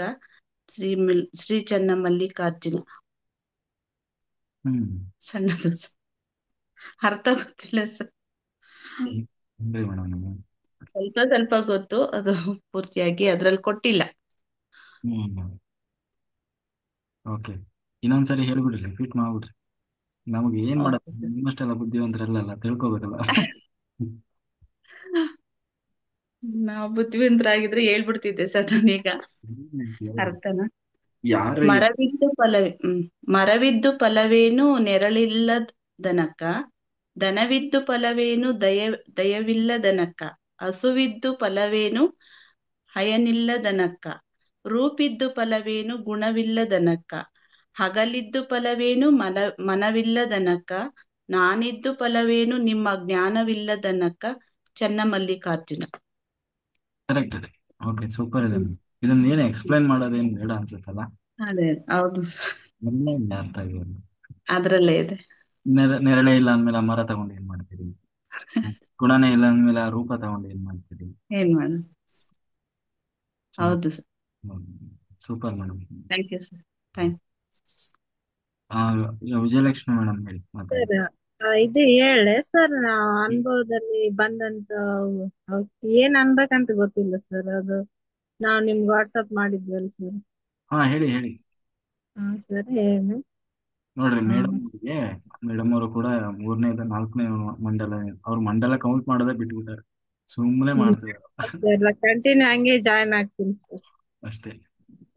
ಏನು ಒಂದು ಫಸ್ಟಿಗೆ ಆದ್ರೆ ಒಂದ್ ಮಂಡಲ ಕೌಂಟ್ ಮಾಡ್ಬೋದು, ಅದಾದ್ಮೇಲೆ 2 3 4 5 ಮಾಡ್ತಾನೇ ಇದಾರೆ ಅವರು. ಅವರಿಗೆ ಇವಾಗ ಹೇಗಾಗಿದೆ ಅಂದ್ರೆ ಅವರು ವಚನಕಾರರೇ ಆಗ್ಬಿಟ್ಟಾರೆ ಇವಾಗ. ಅವ್ರು ಸುಮ್ ಹಾ, ಏನಿಲ್ಲ ಸರ್. ಇಲ್ಲ, ಅವ್ರಿಗೆ ಬರೆದಿದಾರೆ ಅವ್ರು ಎಂತೆಂತ ಇದನ್ನ ಬರೆದಿದಾರೆ ಗೊತ್ತು, ಅದು ಸಾಮಾನ್ಯದರಿಗೆ ಬರಲ್ಲ, ಮತ್ತೆ ಅವರಿಗೆ ಒಳಗಡೆಯಿಂದಾನೇ ಬರ್ತಾ ಇದೆ. ಅದನ್ನ ಬರೆದಿದ್ದಾರೆ ಅವ್ರು, ಎಲ್ಲ ನನಗೆ ಕಳಿಸ್ತಾ ಇರ್ತಾರೆ, ಬಹಳ ಚೆನ್ನಾಗಿದೆ, ಅದನ್ನ ಹೇಳ್ತಾರೆ ಕೇಳಿ. ಹೇಳೆ ಸರ್. ಹ್ಮ್. ಆ ಮತ ಈ ಮತ ಎಂದು ಬಡಿದಾಡಬೇಡ, ಮತದಲ್ಲಿ ಮಾಧವನಿಲ್ಲ, ನಿನ್ನ ಮನದಲ್ಲಿ ಮಾಧವನಿದ್ದಾನೆ, ಒಳಗಣ್ಣು ತೆರೆದು ನೋಡ ಅಂತೇಳಿ ಸರ್. ಇದೆಲ್ಲ ಅವ್ರಿಗೆ ಒಳಗಡೆಯಿಂದ ಬಂದಿರೋದು, ಆಯ್ತಾ. ಅವ್ರು ಹೇಳಿ. ಮತ್ ದಿನ ಒಂದ್ ಹೇಳೆ ಸರ್, ದಿನ ಯೋಷ್ಟು ಹೇಳಿ ಬಿಡ್ಲಿ ಸರ್. ಇವತ್ತು ಫಸ್ಟ್ ಅಲ್ವಾ, ಎಲ್ಲ ಹೇಳ್ಬಿಡಿ, ನಾಳೆಯಿಂದ ಹೊಸದಾಗಿ ಬಂದಿರೋದೆಲ್ಲ ಹೇಳ್ತಾ ಹೋಗಿ. ಹಾ ಸರ್, ಅದು ಫಸ್ಟ್ ಬಂದಿದ್ ಸರ್. ಎರಡನೇದು, ಅತ್ತ ಇತ್ತ ನೋಡಬೇಡ, ಎತ್ತ ನೋಡಿದರೂ ಕತ್ತಲು, ನಿನ್ನ ಮನವ ಹೊಕ್ಕು ನೋಡ, ಬಾಳೆ ಬೆಳದಿಂಗಳು. ಮೂರನೇದು, ಆಚಾರವಿಲ್ಲದ ನಾಲಿಗೆ, ವಿಚಾರವಿಲ್ಲದ ಬುದ್ಧಿ, ಹದ್ದಿಗಿಂತಲೂ ಕೀಳು. ಮನೆ ಮನೆಯ ಮಾತಾಡಿ ಮರುಗುವುದಕ್ಕಿಂತ ಮನದಲ್ಲಿ ಮಾಧವನ ಜೊತೆ ಮಾತನಾಡಿ ಮೋಕ್ಷ ಪಡೆಯುವುದೇ ಲೇಸು. ಪಾಪ ಮಾಡಿದೆನೆಂದು ಪರಿತಪಿಸಬೇಡ, ಪಾಪಿಯಲ್ಲೂ ಪರಮಾತ್ಮನಿದ್ದಾನೆ ಹುಡುಕಿ ನೋಡ. ಆ ರಂಗ ಈ ರಂಗ ಎನ್ನಬೇಡ, ನಿನ್ನ ಅಂತರಂಗವ ಹೊಕ್ಕು ನೋಡು, ಅಲ್ಲಿರುವನು ಪಾಂಡುರಂಗ. ಬಾಡಿಗೆ ಮನೆಯೊಳಗಿದ್ದು ಬಡಿದಾಡಿ ಸಾಯುವುದಕ್ಕಿಂತ ಆತ್ಮದ ಜೊತೆ ಒಂದಾಗಿ ಪರಮಾತ್ಮನ ಸೇರುವುದೇ ಜೀವನ. ಅಂಗಾಂಗವ ನೋಡಿ ಆನಂದ ಪಡುವುದಕ್ಕಿಂತ ಅಂಗದಲ್ಲಿ ಲಿಂಗವನ್ನು ನೋಡಿ ಆನಂದ ಪಡುವುದೇ ಉತ್ತಮ. ನಾನು ನಾನೆಂಬುದು ಬಿಡಬೇಕು, ನಾಲಿಗೆಯಲ್ಲಿ ನಾರಾಯಣ ನಾರಾಯಣ ಎನ್ನಬೇಕು. ಆಸೆಯನ್ನು ಅಳಿದು ದ್ವೇಷವನ್ನು ಕಳೆದು ಈಶನ ಧ್ಯಾನವ ಮಾಡು, ನಿನ್ನ ದೋಷವ ಕಳೆಯುವುದು ನೋಡ. ಸರ್ ಇಷ್ಟೇ ಸರ್. ಇಷ್ಟೇ ಅಂತೀರಲ್ಲ ಮೇಡಮ್, ಮಾತು ಬಂದವ್ ನೋಡ್ರಿ. ಎಲ್ಲ ಇದ್ಕೊಂಡ್ ಬರ್ದಿರ್ತಾರೆ, ಹಂಗೆ ಅವ್ರಿಗೆ ಬರ್ತಾ ಇರ್ತದಂತೆ, ಅದನ್ನ ಹಂಗೆ ಅವರು ಬರ್ದಿರ್ತಾರೆ. ಹ್ಮ್. ಅಂತೂ ನಮಗೆ ಒಬ್ಬರು ವಚನಕಾರರು ಸಿಕ್ಕರು. ನಾವು ಈ ಹಿಂದೆ ಹುಡುಕ್ತಿದ್ದೀವಿ, ಪಾಪ ಅವ್ರು ಹೆಂಗಿರ್ಬೋದು, ಅಕ್ಕಮಹಾದೇವಿ ಅವರು, ಬಸವಣ್ಣನವರು, ಆ, ಆ, ಈ ಅಲ್ಲಮ ಪ್ರಭುಗಳು ಅಂತ ಹೇಳಿ, ಇವಾಗ ಸಾಕ್ಷಾತ್ ಆಗಿ ನೋಡುವ ಭಾಗ್ಯ ಸಿಕ್ತು ನಮ್ಗೆ. Very good madam. ನಿಮ್ಮಂತರ ಸಂಘ ಸಿಕ್ಕಿದೆ ಅಲ್ವಾ ನಮಗೆ, ನಾವೇ ಧನ್ಯರು. Thank you sir, thank you ma'am. Super ಆಗಿತ್ತು madam, super. Yes Kamala master ಮಾತಾಡಿ. ನಮಸ್ತೆ ಸರ್, ನಮಸ್ತೆ. ಭಗವಂತನ ಪಾದಾರವಿಂದಗಳಿಗೆ ನಮಸ್ಕಾರಗಳು. ನಂಗೆ ಸ್ವಲ್ಪ ಶೀತ ತರ ಆಗ್ಬಿಟ್ಟಿದೆ. ಒಂದು ವಚನ ಹೇಳೋಣ ಅನ್ಕೊಂಡೆ. ಹಂಗದಿಚ್ಚೆಗೆ ಮಧ್ಯ ಮಾಂಸವ ತಿಂಬರು, ಕಂಗಳಿಚ್ಚೆಗೆ ಪರ ವಧುವ ನೆರೆವರು, ಲಿಂಗ ಲಾಂಛನ ದಾರಿಯಾಗಿ ಫಲವೇನು, ಲಿಂಗ ಪಥವ ತಪ್ಪಿ ನಡೆವರು, ಜಂಗ ಮುಖದಿಂದ ನಿಂದೆ ಬಂದರೆ ಕೊಂಡ ಮಾರಿಮ್ಗೆ ಹೋಗುವುದು ತಪ್ಪದೆ.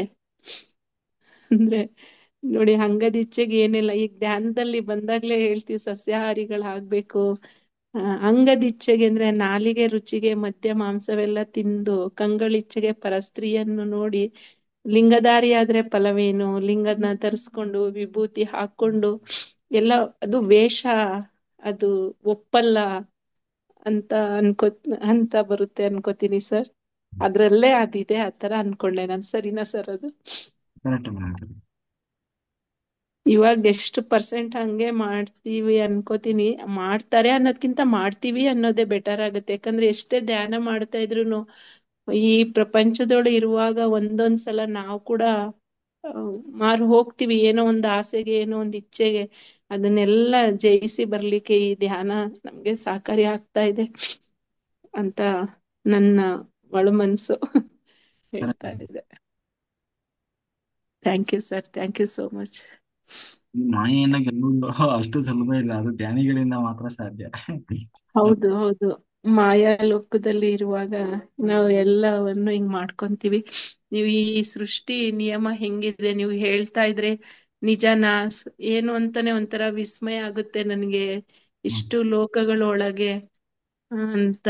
ಆಮೇಲೆ ಎಲ್ಲ ಈಗಿನ ನಾನಿರ್ಬೋದು, ಬೇರೆಯವ್ರು ಇರ್ಬೋದು, ನಾವೆಲ್ಲ ಒಂದಿನ ಹೊರಟೋಗ್ತೀವಿ, ಮತ್ತೆ ಈ ರೂಪ ಎಂದೂ ಸಿಗಲ್ಲ. ಹೌದಾ, ಯಾವ ಲೋಕಕ್ಕೆ ಹೋಗ್ತೀವಿ, ಎಲ್ಲಿಗೆ ಹೋಗ್ತೀವಿ, ನನ್ಗೆಲ್ಲ ಒಂಥರ ಒಂಥರ ನಿಗೂಢ ಅನ್ನಿಸ್ತಿದೆ. ನಾವೇ ಹರ್ಕೋಬೇಕು ಅಲ್ಲೆಲ್ಲ ಹೋಗಿ. ಇದೆಲ್ಲ ತಿಳ್ಕೊಬೇಕು ಅಂದ್ರೆ ಎಷ್ಟು ಸಾಧನೆ ಮಾಡ್ಬೇಕು ಸರ್, ನಂಗೆ ಗೊತ್ತಾಗ್ತಿಲ್ಲ.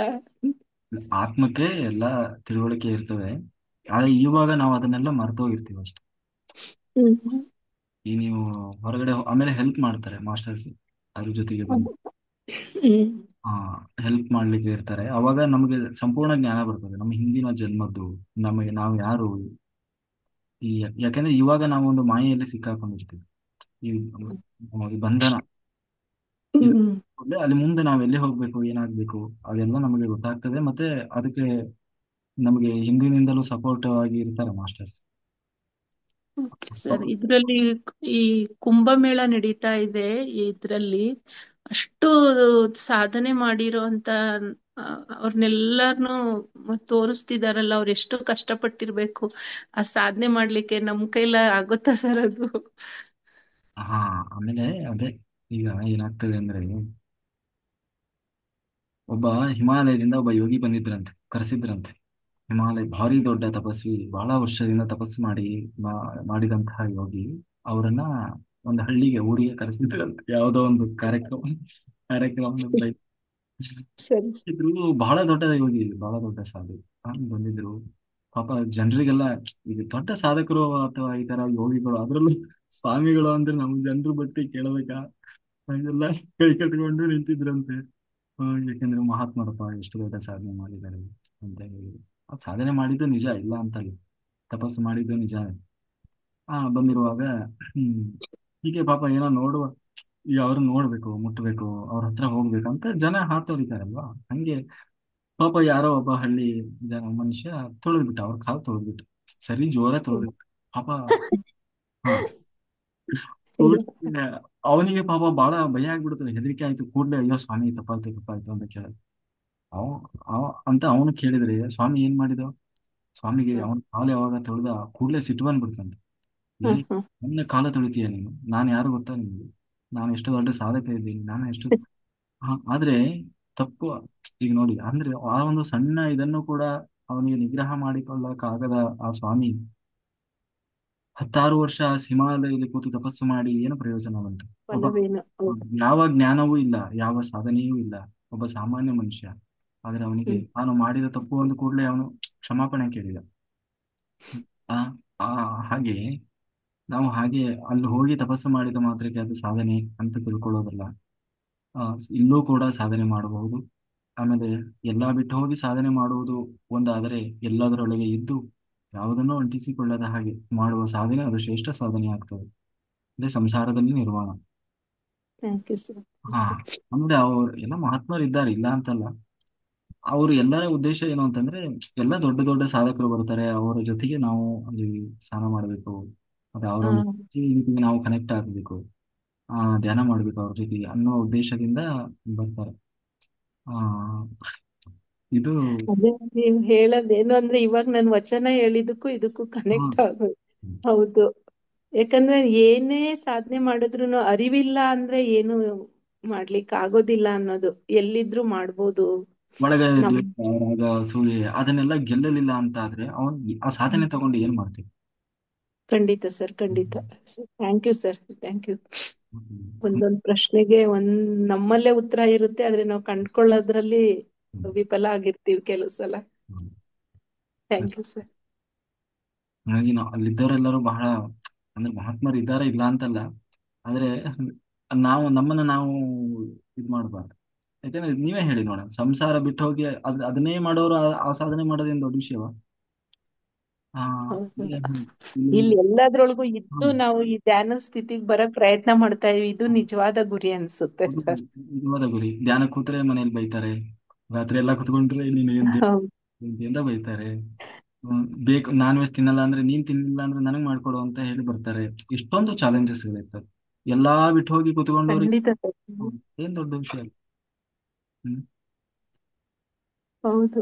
ಎಲ್ಲರೊಳಗಿದ್ದು ದಿನನಿತ್ಯದ ಒಳಗಡೆ ನಾವು ಧ್ಯಾನ ಮಾಡೋದು ಅಂದ್ರೆ ತುಂಬಾನೇ ಸ್ಟ್ರಗಲ್ ಆಗುತ್ತೆ. ಒಂದೊಂದ್ಸಲ ಜಾಯಿನ್ ಆಗಕ್ಕೆ ಆಗಲ್ಲ, ಕೆಲ್ಸದ್ದು ಒತ್ತಡಗಳು, ಯಾರೋ ಬರ್ತಾರೆ, ಡಿಸ್ಟರ್ಬ್ ಆಗ್ಬಿಡುತ್ತೆ.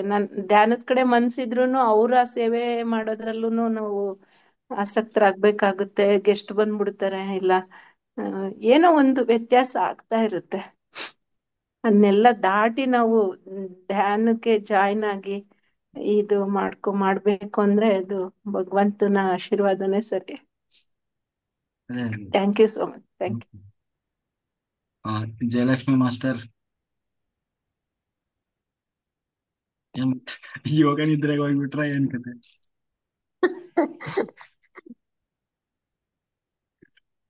ಮಾತಾಡ್ರಿ ಮೇಡಮ್. ಅನ್ಮ್ಯೂಟ್ ಆಗಿದೆ, ಮಾತಾಡಿ. ನಮಸ್ತೆ ಸರ್. ನಮಸ್ತೆ ಮೇಡಮ್, ನಮಸ್ತೆ. ಮತ್ತೆ ಅನ್ಮ್ಯೂಟ್ ಆದ್ರಲ್ರಿ, ಅನ್ಮ್ಯೂಟ್ ಮಾಡಿ. ಆಯ್ತಾ ಸರ್? ಆಯ್ತು, ಮಾತಾಡಿ. ನಮಸ್ತೆ ಸರ್. ಚೆನ್ನಾಗಿತ್ತು ಸರ್. ಆ 7 ಲೋಕ ಮೇಲೆ 7 ಕೆಳಗಡೆ 7 ಲೋಕದ ಒಂದು ಅನುಭವ. ಅದು 7 ಲೋಕನೇ ತೋರ್ಸಿದೀರ ನಮಗೆ 1 hour ಅಲ್ಲಿ. ನಿಜ ಸರ್, ಇಷ್ಟೆಲ್ಲ ಇರುತ್ತೆ ಅಂತ ನಿಜ ಗೊತ್ತಿರ್ಲೇ ಇಲ್ಲ ಬಿಡಿ. ಅದು 17 ಲೋಕನು ನಮಗೆ ತೋರ್ಸಿದ್ರಿ ನೀವು. ತುಂಬಾ ಧನ್ಯವಾದಗಳು ಸರ್ ನಿಮಗೆ. ಮತ್ತೆ ಸರ್, ಅದು ಹೇಳಿದ್ರಲ್ಲ ಯಮಧರ್ಮರಾಯಂದು, ಅದು ನನಗೆ ಧ್ಯಾನದಲ್ಲಿ 2 ಸಲ 2 ದಿವಸ ಬಂದ್ರು ಸರ್ ನನಗೆ. ಯಮಧರ್ಮರಾಯರು ಬಂದಿದ್ದಾರೆ. ಅವ್ರು ಏನು ಮಾತಾಡ್ತಾ ಇಲ್ಲ. ನಾನ್ ಕೇಳ್ತಿದೀನಿ, ಹೇಳಿ ಏನಾರ ಮೆಸೇಜ್ ಕೊಡ್ತಿದ್ದೀರಾ ಹೇಳಿ ಅಂತ ಕೇಳ್ತಿದೀನಿ. ಅವ್ರು ಏನು ಮಾತಾಡ್ತಾ ಇಲ್ಲ ಸರ್, ಸುಮ್ನೆ ನನ್ ನೋಡ್ತಾರೆ, ಒಂದ್ ಸ್ವಲ್ಪ ಹೊತ್ತು ಇರ್ತಾರೆ, ಹೋಗ್ತಾರೆ. 2 ದಿನ 2 ದಿನ ಬಂದ್ರು. ಸೇಮ್ ಅದೇ ಮುಖ, ಅದ್ರ ಜೊತೆಗೆ ಅದು ಅವ್ರ ವಾಹನನು ಇತ್ತು. ಗದೆನ ಈ ತರ ಇಟ್ಕೊಂಡಿದ್ದಾರೆ ಹೆಗ್ಲ ಮೇಲೆ. ಅಷ್ಟು ಒಂದು 2 ದಿವಸ ನನಗೆ ಧ್ಯಾನದಲ್ಲಿ ಬಂತು. ಅದಕ್ಕೂ ನೀವ್ ಹೇಳಿದ್ಕು ಏನಾದ್ರೂ ಕಲೆಕ್ಷನ್ ಏನಾದ್ರು ಏನ್ ಸರ್ ಅದು, ಯಾಕೆ ಹೆಂಗಾಯ್ತು ಅಂತ ಅವತ್ತು ನಿಮ್ ಕೇಳೋಣ ಅನ್ಕೊಂಡೆ. ವಿಚಾರ ಬಂತು ನೋಡಿ. ಕರ್ಮ ಯಾರಿಗೆ ಕಡಿಮೆ ಅದ್ ಆಗ್ತದೆ ಅವಾಗ ಅವರು ಇದ್ ಮಾಡ್ತಾರೆ, ಕಾಣಿಸ್ಕೊಳ್ತಾರೆ, ಹತ್ರ ಬರ್ತಾರೆ. ಏನ್ ಸರ್? ಕರ್ಮ ಯಾರಿಗೆ ಕಡಿಮೆ ಆಗ್ತದಲ್ಲ, ಹಾ. ಆಕಾಶಿಕ್ ರೆಕಾರ್ಡ್ ಅಂತೀವಲ್ಲ, ಅದ್ರಲ್ಲೆಲ್ಲ ಕಡಿಮೆ ಆದಾಗ ಅವರು ಬಂದು ಕಾಣಿಸ್ಕೊಳ್ತಾರೆ. ಅಂದ್ರೆ ಹಾ ಹಾ ಹಾ ಹಾ ಅವ್ರು ಯಾಕೆ ಮಾತಾಡಲ್ಲ ಅಂದ್ರೆ, ಅವ್ರು ಮಾತಾಡಿದ್ರು ನಿಮಗೆ ಅದ ಕೇಳಿಸಲ್ಲ. ಅಂದ್ರೆ ನೀವ್ ಇನ್ನೂ ಆ ಸ್ಥಿತಿ ತಲುಪಿರೋಲ್ಲ. ಹೌದೌದೌದು. ಇನ್ನೂ ಒಂದು ಮೆಸೇಜ್ ಕೊಟ್ರೆ ಅದನ್ನ ನೀವು ರಿಸೀವ್ ಮಾಡುವಷ್ಟು ಇನ್ನೂ ಪರಿಪಕ್ವ ಆಗಿರೋಲ್ಲ. ಅಂದ್ರೆ ಇನ್ನೂ ಸಾಧನೆ ಮಾಡ್ಬೇಕು ನೀವು. ಅವರು ಕನೆಕ್ಟ್ ಆಗ್ಲಿಕ್ಕೆ ಪ್ರಯತ್ನ ಮಾಡ್ತಾ ಇದ್ದಾರೆ, ನೀವ್ ಇನ್ನೂ ಆ ಮಟ್ಟಕ್ಕೆ ಬೆಳೆದಿಲ್ಲ. ಹಾ, ಅದನ್ನ ನೀವು ಹ್ಮ್ ಜಾಸ್ತಿ ಹ್ಮ್ ಜಾಸ್ತಿ ಸಾಧನೆ ಮಾಡಿ ಆ ಸ್ಥಿತಿಗೆ ಹೋಗಿ ಅಂತ. ಹ್ಮ್ ಕರೆಕ್ಟ್ ಸರ್. ಸುಮ್ಮನೆ ಯಾಕೆ ಬಂದು ನೋಡ್ತಾರೆ. 2 ದಿವಸನು ಸರ್, ನನ್ಗೆ 2 ದಿವಸನು ಅದೇ ಒಂದೇ ಇದ್ರಲ್ಲೇ ಕಾಣಿಸ್ತಿದ್ರು ನನಗೆ. ಅವ್ರನ್ನ ನಾನು ಇದನ್ನ ಹೇಳ್ಬೇಕು ಅನ್ಕೊಂಡಿದ್ದೆ, ಅದ್ರ ಅವಕಾಶ ಇವತ್ತು ಒದಗಿ ಬಂತು ನೋಡಿ ತಾನಾಗಿ. ಅದು ಅದಕ್ಕೆ ಉತ್ತರ ಬೇಕಿತ್ತೇನೋ ನನಗೆ. ಅದು ಇವತ್ತು ಆ ಒಂದು ಪ್ರಸಂಗ ಬಂತು ಸರ್, ಇದು ಇವತ್ತು. ನೋಡ್ರಿ ಎಂತ ಸರ್ ಮತ್ ನೀವೆಲ್ಲ ಯಮದ ಮಾಡಿದಿರಿ. ಸರ್ ಎಷ್ಟು ಚೆನ್ನಾಗ್ ಕಾಣಿಸ್ತಾ ಇದೆ ಗೊತ್ತಾ ಸರ್ ಮುಖ. ನಾನು ಏನು ಏನು ಅಂತ ಕಣ್ಣನ್ನ ಕಣ್ ಬಿಟ್ಟಿಲ್ಲ, ಅದ್ರಲ್ಲೇ ಇದು ಮಾಡಿ ಮಾಡಿ ನೋಡ್ತಾ ಇದ್ದೀನಿ ಅವ್ರ ಮುಖನ. ಸುಮ್ನೆ ನನ್ನನ್ನ ನೋಡ್ತಾ ಇದಾರೆ ಅವ್ರು, ಮತ್ತೆ ನಾನು ಅವ್ರ ಜೊತೆ ಮಾತಾಡ್ತಾ ಇದ್ದೀನಿ. ಹೇಳಿ, ನನಗೆ ಏನಾದ್ರು ಮೆಸೇಜ್ ಕೊಡ್ತೀರಾ, ಹೇಳಿ ಕೇಳಿ, ಹೇಳಿ ಹೇಳಿ ಅಂತ. ಅವ್ರು ಏನು ಮಾತಾಡ್ತಾ ಇಲ್ಲ, ಸುಮ್ನೆ ನನ್ನನ್ನ ನೋಡ್ತಾ ಇದಾರೆ. ಆಮೇಲೆ ಫಸ್ಟಿಗೆ ಒಂದ್ ಸ್ವಲ್ಪ ಭಯ ಆಯ್ತು. ಆಮೇಲೆ ಮತ್ ಇನ್ನೊಂದ್ ದಿವಸ ಬಂದ್ರಲ್ಲ, ಅವಾಗ ಬಂದಾಗ ನಾನು ಏನಕ್ಕೆ ಬರ್ತಿದ್ದೀರಾ ಹೇಳಿ, ಏನಾರ ಮೆಸೇಜ್ ಕೊಡಕ್ ಬಂದಿದ್ದೀರಾ ಹೇಳಿ ಮಾಸ್ಟರ್ ಅಂತ ಕೇಳ್ತಾ ಇದ್ದೀನಿ ನಾನು. ಅವ್ರು ಏನು ಮಾತಾಡ್ತಿಲ್ಲ, ಮುಖ ಅಷ್ಟು ಚೆನ್ನಾಗ್ ಕಾಣಿಸ್ತಾ ಇದೆ ನನಗೆ ಅವ್ರದ್ದು. ಅದೇ ಅವರು ಆಹನ ಮೆಸೇಜು, ಅದೇ ನೀವು ಬಹಳ ಹತ್ರ ಬಂದಿದ್ದೀರಿ. ಆದ್ರೆ ನೀವು ಇನ್ನೂ ಆ ಮಟ್ಟಕ್ಕೆ ಇನ್ನೂ ಬೆಳಿಬೇಕಾಗಿದೆ. ಸಾಧನೆ ಮಾಡಿ ಬೇಗ ಅಂತ. ಹ್ಮ್. ಸರ್ ಇವತ್ತು ಉತ್ತರ ಸಿಕ್ತು. ಮತ್ತೆ ಸರ್ ಅವರು ಇನ್ನ ಸಿಕ್ತು, ಚೆನ್ನಾಗಿದೆ ಸರ್. ಈ 7-14 ಲೋಕಗಳು ಎಷ್ಟು ಒಂದು ವಿವರವಾಗಿ ಹೇಳಿದ್ದೀರಾ ನೀವು. ಅಂದ್ರೆ ನಿಜವಾಗ್ಲೂ ನಾವೇ ಪುಣ್ಯವಂತರು ಸರ್. ನಮ್ಮ ಕರ್ಮಗಳನ್ನೆಲ್ಲ ಕಳಿಯೋದಕ್ಕೆ ಕಾರಣ ನೀವೇನೆ. ನಿಜವಾಗ್ಲೂ ನಿಮ್ ಮೂಲಕ ಅವೆಲ್ಲ ಕಳೀತಾ ಇದೀವಿ ನಾವು.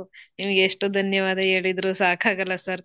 ಮತ್ತೆ ಇನ್ನೊಬ್ರು ಮೇಡಮ್ ಮಾತಾಡಿದ್ರಲ್ಲ, ಕಮಲ ಮೇಡಮ್ ಗಿಂತ ಹಿಂದೆ, ಅವರು ಬೇರೆ ಯಾರು ಅಲ್ಲ, ಅಕ್ಕ ಮಹಾದೇವಿನೇ ಮತ್ತೆ ಹುಟ್ಟಿ ಬಂದಿದ್ದಾರೆ ಅಂತ ಅನ್ಸುತ್ತೆ. ಏನ್ ಸರ್ ಅದು, ಅದ್ರೊಳಗೆ ಎಂತೆಂತವಿದಾವ ನಿಧಿನೇ ಇದೆಯಲ್ಲ ಸರ್ ಅವ್ರೊಳಗೆ. ನಿಜವಾಗ್ಲ ಮೇಡಮ್ಗೆ ಎಷ್ಟು ಥ್ಯಾಂಕ್ಸ್ ಹೇಳ್ಬೇಕು ಗೊತ್ತಾಗ್ತಿಲ್ಲ. ಏನೋ ಒಂಥರ ಅವ್ರ ವಾಯ್ಸ್ ನಾನ್ ಕೇಳಿರ್ಲಿಲ್ಲ, ಇವತ್ತು ಅವ್ರು ನೋಡ್ದೆ. ಏನೋ ನನ್ನ ಒಳಗಿಂದವ ಏನೋ ಒಂಥರ ಖುಷಿ. ಅವ್ರನ್ನ ಇದು ನೋಡಿದ್ರೆ ಅವ್ರ ಮತ್ತೆ ಅಕ್ಕ ಮಹಾದೇವಿನೇ ಅವರು ಅಂತ ಅನ್ಸುತ್ತೆ ಸರ್. ಆ ತರ ಒಂದು ಫೀಲ್ ಆಗ್ತಾ ಇದೆ ನನಗೆ. ತುಂಬಾ ಚೆನ್ನಾಗಿ ಅವ್ರಿಗೆ ಅನುಭವಗಳೆಲ್ಲ ಬರ್ತಾ ಇದೆ. Thank you madam. ಅವರು ಅಲ್ಲೆಲ್ಲ ಇದ್ರಲ್ಲಿ ಇದಾರೆ ನೋಡಿರ್ಲಿಲ್ಲ, ಇವತ್ತೇ ನೋಡಿದೆ. Thank you madam. ಚೆನ್ನಾಗಿ ಅನುಭವಗಳನ್ನ ನಿಮಗ್ ಬರ್ತಾ ಇದೆ. ನಿಜವಾಗ್ಲೂ ನಿಮ್ಮಂತ ಹೇಳಿದ್ರಲ್ಲ ಅರುಣ್ ಕುಮಾರ್ ಸರ್, ನಾವೇ ಧನ್ಯವಂತರು ಅಂತ. ಹಂಗಾಗಿ ನಿಮ್ಮ ಅಂತ ಮಾಸ್ಟರ್ಗಳನ್ನೆಲ್ಲ ನಾವು ಪರಿಚಯ ಮಾಡ್ಕೊಂಡು ನಿಮ್ಗಳ ಜೊತೆ ಎಲ್ಲ ಒಡನಾಟ ಮಾಡಿ ಮಾತಾಡಿ ಇದ್ ಮಾಡ್ತೀವಲ್ಲ, ಹಂಗಾಗಿ ನಾವೇ ಪುಣ್ಯವಂತರು ಮೇಡಮ್. Thank you sir. ಇದಕ್ಕೆ ಒಂದು ಉತ್ತರ ಸಿಕ್ತು ನನಗೆ. ಇದ್ ಯಾಕೆ ಬಂತು ಯಾಕೆ ಬಂತು ಅಂತ ಕೇಳ್ತಾನೆ ಇದ್ದೆ. ಅದು ಅನುಭವದಲ್ಲ ನನಗೆ ಹೇಳಕ್ ಆಗಿರ್ಲಿಲ್ಲ. ಆ ಅವಕಾಶ ಇವತ್ ನನಗ್ ಸಿಕ್ತು sir. Yamadharma thank you sir. Yamadharmaraja thank ಅಂತ ಹೆದರಿ ಬಿಟ್ರೇನಲ್ಲ. You sir. ಯಮಧರ್ಮರಾಜ ಅಂತ ಹೆದರಿ ಬಿಟ್ರೆ ಏನಂದೆ. ಫಸ್ಟ್ನೇ ದಿವಸ ಒಂದ್ ಸ್ವಲ್ಪ ಭಯ ಆಯ್ತು. ಆದ್ರೆ ಮತ್ತೆ ಇನ್ನೊಂದ್ ದಿವಸ ಮತ್ತೆ ಬಂದ್ರಲ್ಲ, ಅವಾಗ ಏನೋ ಅನಿಸ್ತಿದ್ದ. ಅದೇ ಮಾತಾಡಕ್ ಟ್ರೈ ಮಾಡ್ದೆ ನಾನು. ಅವ್ರು ಮಾತಾಡ್ಲಿಲ್ಲ ಅಷ್ಟೇ. ನೋಡಿದ್ರು, ಒಂದ್ ಸ್ವಲ್ಪ ಹೊತ್ತು ಇದ್ರು, ಆಮೇಲೆ ಹೋದ್ರು. ಇನ್ನು ರಾತ್ರಿ ಎಲ್ಲ ಸಾಧನೆ ಮಾಡಿ ಬೇಗ ಅವ್ನ ಮಂಡಲ ಕಂಪ್ಲೀಟ್ ಮಾಡಿ.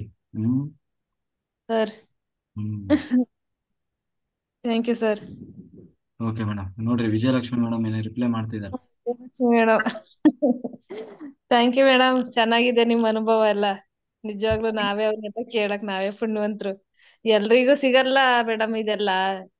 ತುಂಬ ಎಂತ ಸ್ಕೂಲು ಶಾಲೆಗಳಲ್ಲಿವೆ ಈ ತರದೊಂದ್ ಪಾಠಗಳನ್ನ ಎಲ್ಲೂ ಹೇಳ್ಕೊಡಲ್ಲ. ಏನೋ ದುಡ್ಡಿನ ಆಸೆಗೆ ಯಾವ್ದೇದೋ ಇಂಗ್ಲಿಷ್ ಅದು ಇದು ಎಲ್ಲ ಕಲಿಸ್ತಾರೆ. ಈಗ ನಮ್ಮಂತವ್ರಿಗೆಲ್ಲ ಒಂದು ಪಾಠಶಾಲೆ ಇದೆ, ಎಂತೆಂತ ಮಾಸ್ಟರ್ಗಳಿದ್ದಾರೆ, ಎಂತೆಂತ ಅನುಭವಗಳಿದಾವೆ, ಎಂತೆಂತ ಪಾಠಗಳು ಕಲಿಯವಿದಾವೆ ಇಲ್ಲಿ. ಈ ವೇದಿಕೆ ಒಂದು ನಮಗೆ ಯೂನಿವರ್ಸ್ ಕೊಟ್ಟಿರೋ ವರದಾನ ಇದು. ಈ ವರದಾನ ನಾವು ಬಳಸ್ಕೋಬೇಕು. ಥ್ಯಾಂಕ್ ಯು ನಮ್ ಮೇಡಮ್. ಇದೆ ಥ್ಯಾಂಕ್ ನಿಮ್ಮ ಯು ಮೇಡಮ್.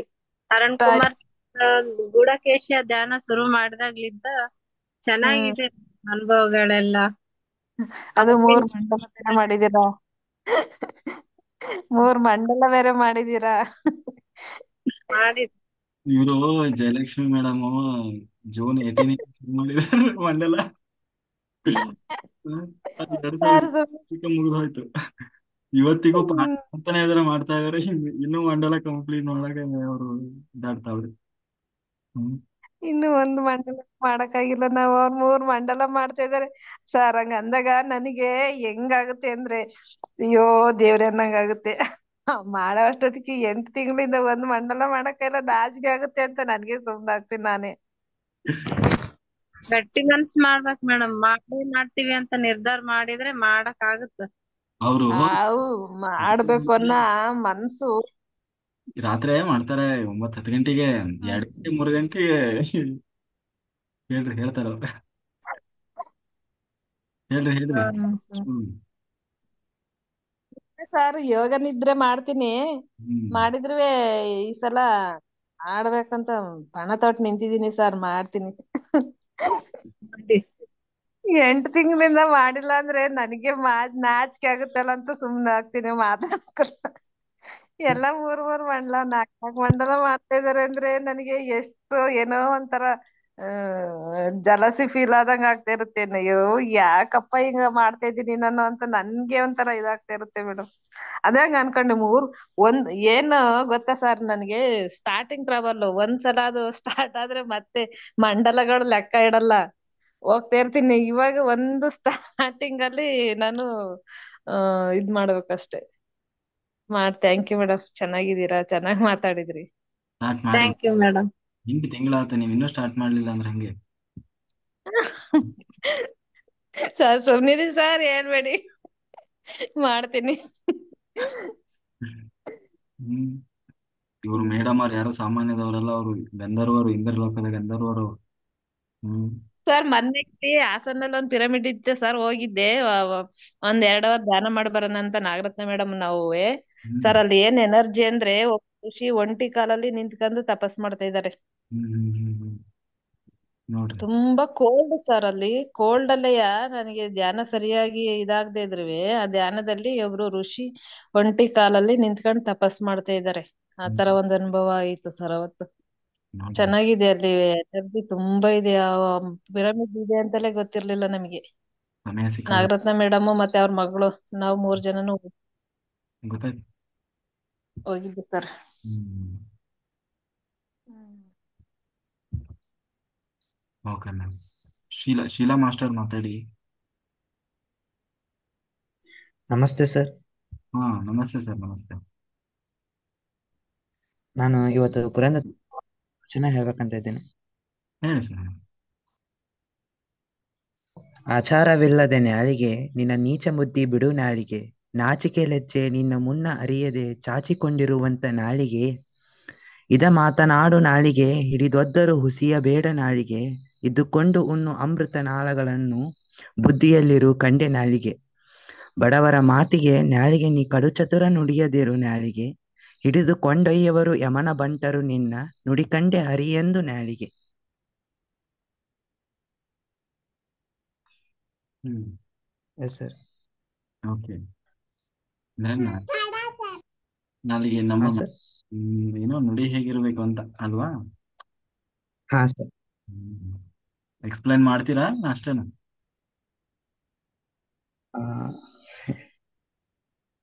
Explain sir. ಇನ್ನೊಂದ್ಸರಿ ರಿಪೀಟ್ ಮಾಡ್ರಿ ನಿಧಾನವಾಗಿ.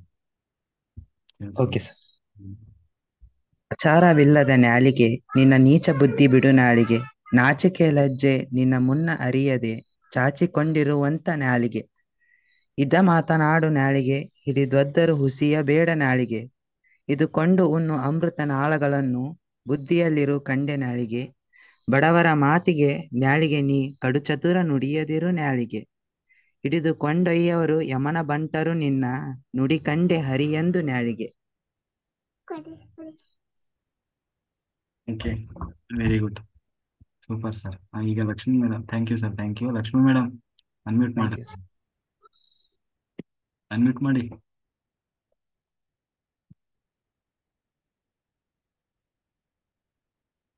ಅಲ್ಲಿ ಬರುತ್ತೆ ನೋಡ್ರಿ, ಕ್ಲಿಕ್ ಮಾಡ್ರಿ ಅದ್ರ ಮೇಲೆ.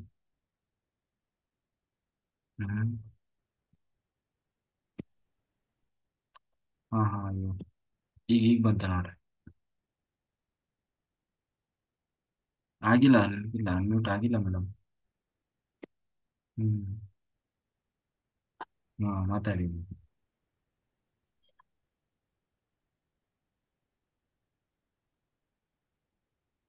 ಕಂಡ ಭಕ್ತರಿಗೆ ಕೈ ಮುಗಿಯುವದಾತನೇ ಭಕ್ತ. ಕಂಡ ಭಕ್ತರಿಗೆ ಕೈ ಮುಗಿಯುವಾತನೇ ಭಕ್ತ. ಮೃದು ವಚನವೇ ಸಕಲ ಜಪಂಗಳಯ್ಯ. ಮೃದು ವಚನವೇ ಸಕಲ ಜಪಂಗಳಯ್ಯ. ಸದುವೀಯವೇ ಸದುವೀಯವೇ ಸದಾಶಿವನೊಲುಮೆಯಯ್ಯ. ಕೂಡಲ ಸಂಗಮ ನಂತೆಲ್ಲ ದೊಲ್ಲನಯ್ಯ. ಕೂಡಲ ಸಂಗಯ್ಯ ನಂತಲ್ಲ ದೊಲ್ಲನಯ್ಯ. ಇದರ ಅರ್ಥ ಕಾಣುವ ಸದ್ಭಕ್ತರಿಗೆಲ್ಲ ಕೈ ಮುಗಿಯುವಾತನೇ ಭಕ್ತ ಶ್ರೇಷ್ಠ. ನಯ ವಿನಯ ಭರಿತ ಮಾತನಾಡುವುದೇ ಜಪ ತಪಗಳು. ಅದೇ ಮಹಾದೇವ ಸಂಗಮನಾಥನಿಗೆ ಪ್ರಿಯವಾದುದು. ಅದಿಲ್ಲದವರಿಗೆ ಅವನೊಲುಮೆ ಸಿಕ್ಕುವುದಿಲ್ಲ. ಹ್ಮ್ ಆತ್ರಿ ಸರ್. ಆಮೇಲೆ ಹೇಳಿ ಮೇಡಮ್, ಹೇಗೆ ನಡೀತಾ ಇದೆ? 3ನೇ ಮಂಡಲ ನಡೀತಾ ಇದೆ ನಿಮ್ದು. ಹಾ ಹೇಗೆ ಒಂದು ಚೆನ್ನಾಗಿ ಹೇಳಿ, ನಮ್ಮ ಬೇರೆ ಮಾಸ್ಟರ್ಸ್ಗೆ 2 ಸ್ಫೂರ್ತಿ ಮಾತುಗಳನ್ನು ಹೇಳಿ. ಹ್ಮ್. ಏನಿಲ್ರಿ, ಚಲೋ ನಡ್ದೈತಿ. ಕಾಲ ಅದ ನಿದ್ದಿ ಬರದ ಅಂತ ಹೇಳಿನ್ರಲ್ಲ ನೀವು, ಬರೇ ನಿದ್ದಿ ಯೋಗ ನಿದ್ದಿ ತಡ್ಕೊಳಕ್ ಆಗಲ್ಲ. ಯೋಗ ಅಷ್ಟ, ಮತ್ತೆ ಉಳ್ದದ್ದೇನಿಲ್ರಿ. ಎನರ್ಜಿ ಹೆಂಗಿದೆ?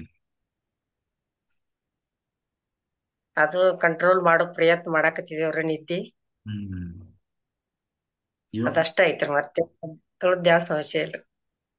ಯೋಗ ಅಂದ್ರೆ ಅದೇ ಎನರ್ಜಿ ಇರ್ತದೆ, ಹೈ ಎನರ್ಜಿ ಇರ್ತದಲ್ವಾ? ಹ್ಮ್ ಹೇಳ್ಕೊಂಡು ಹೋಗ್ತದೆ.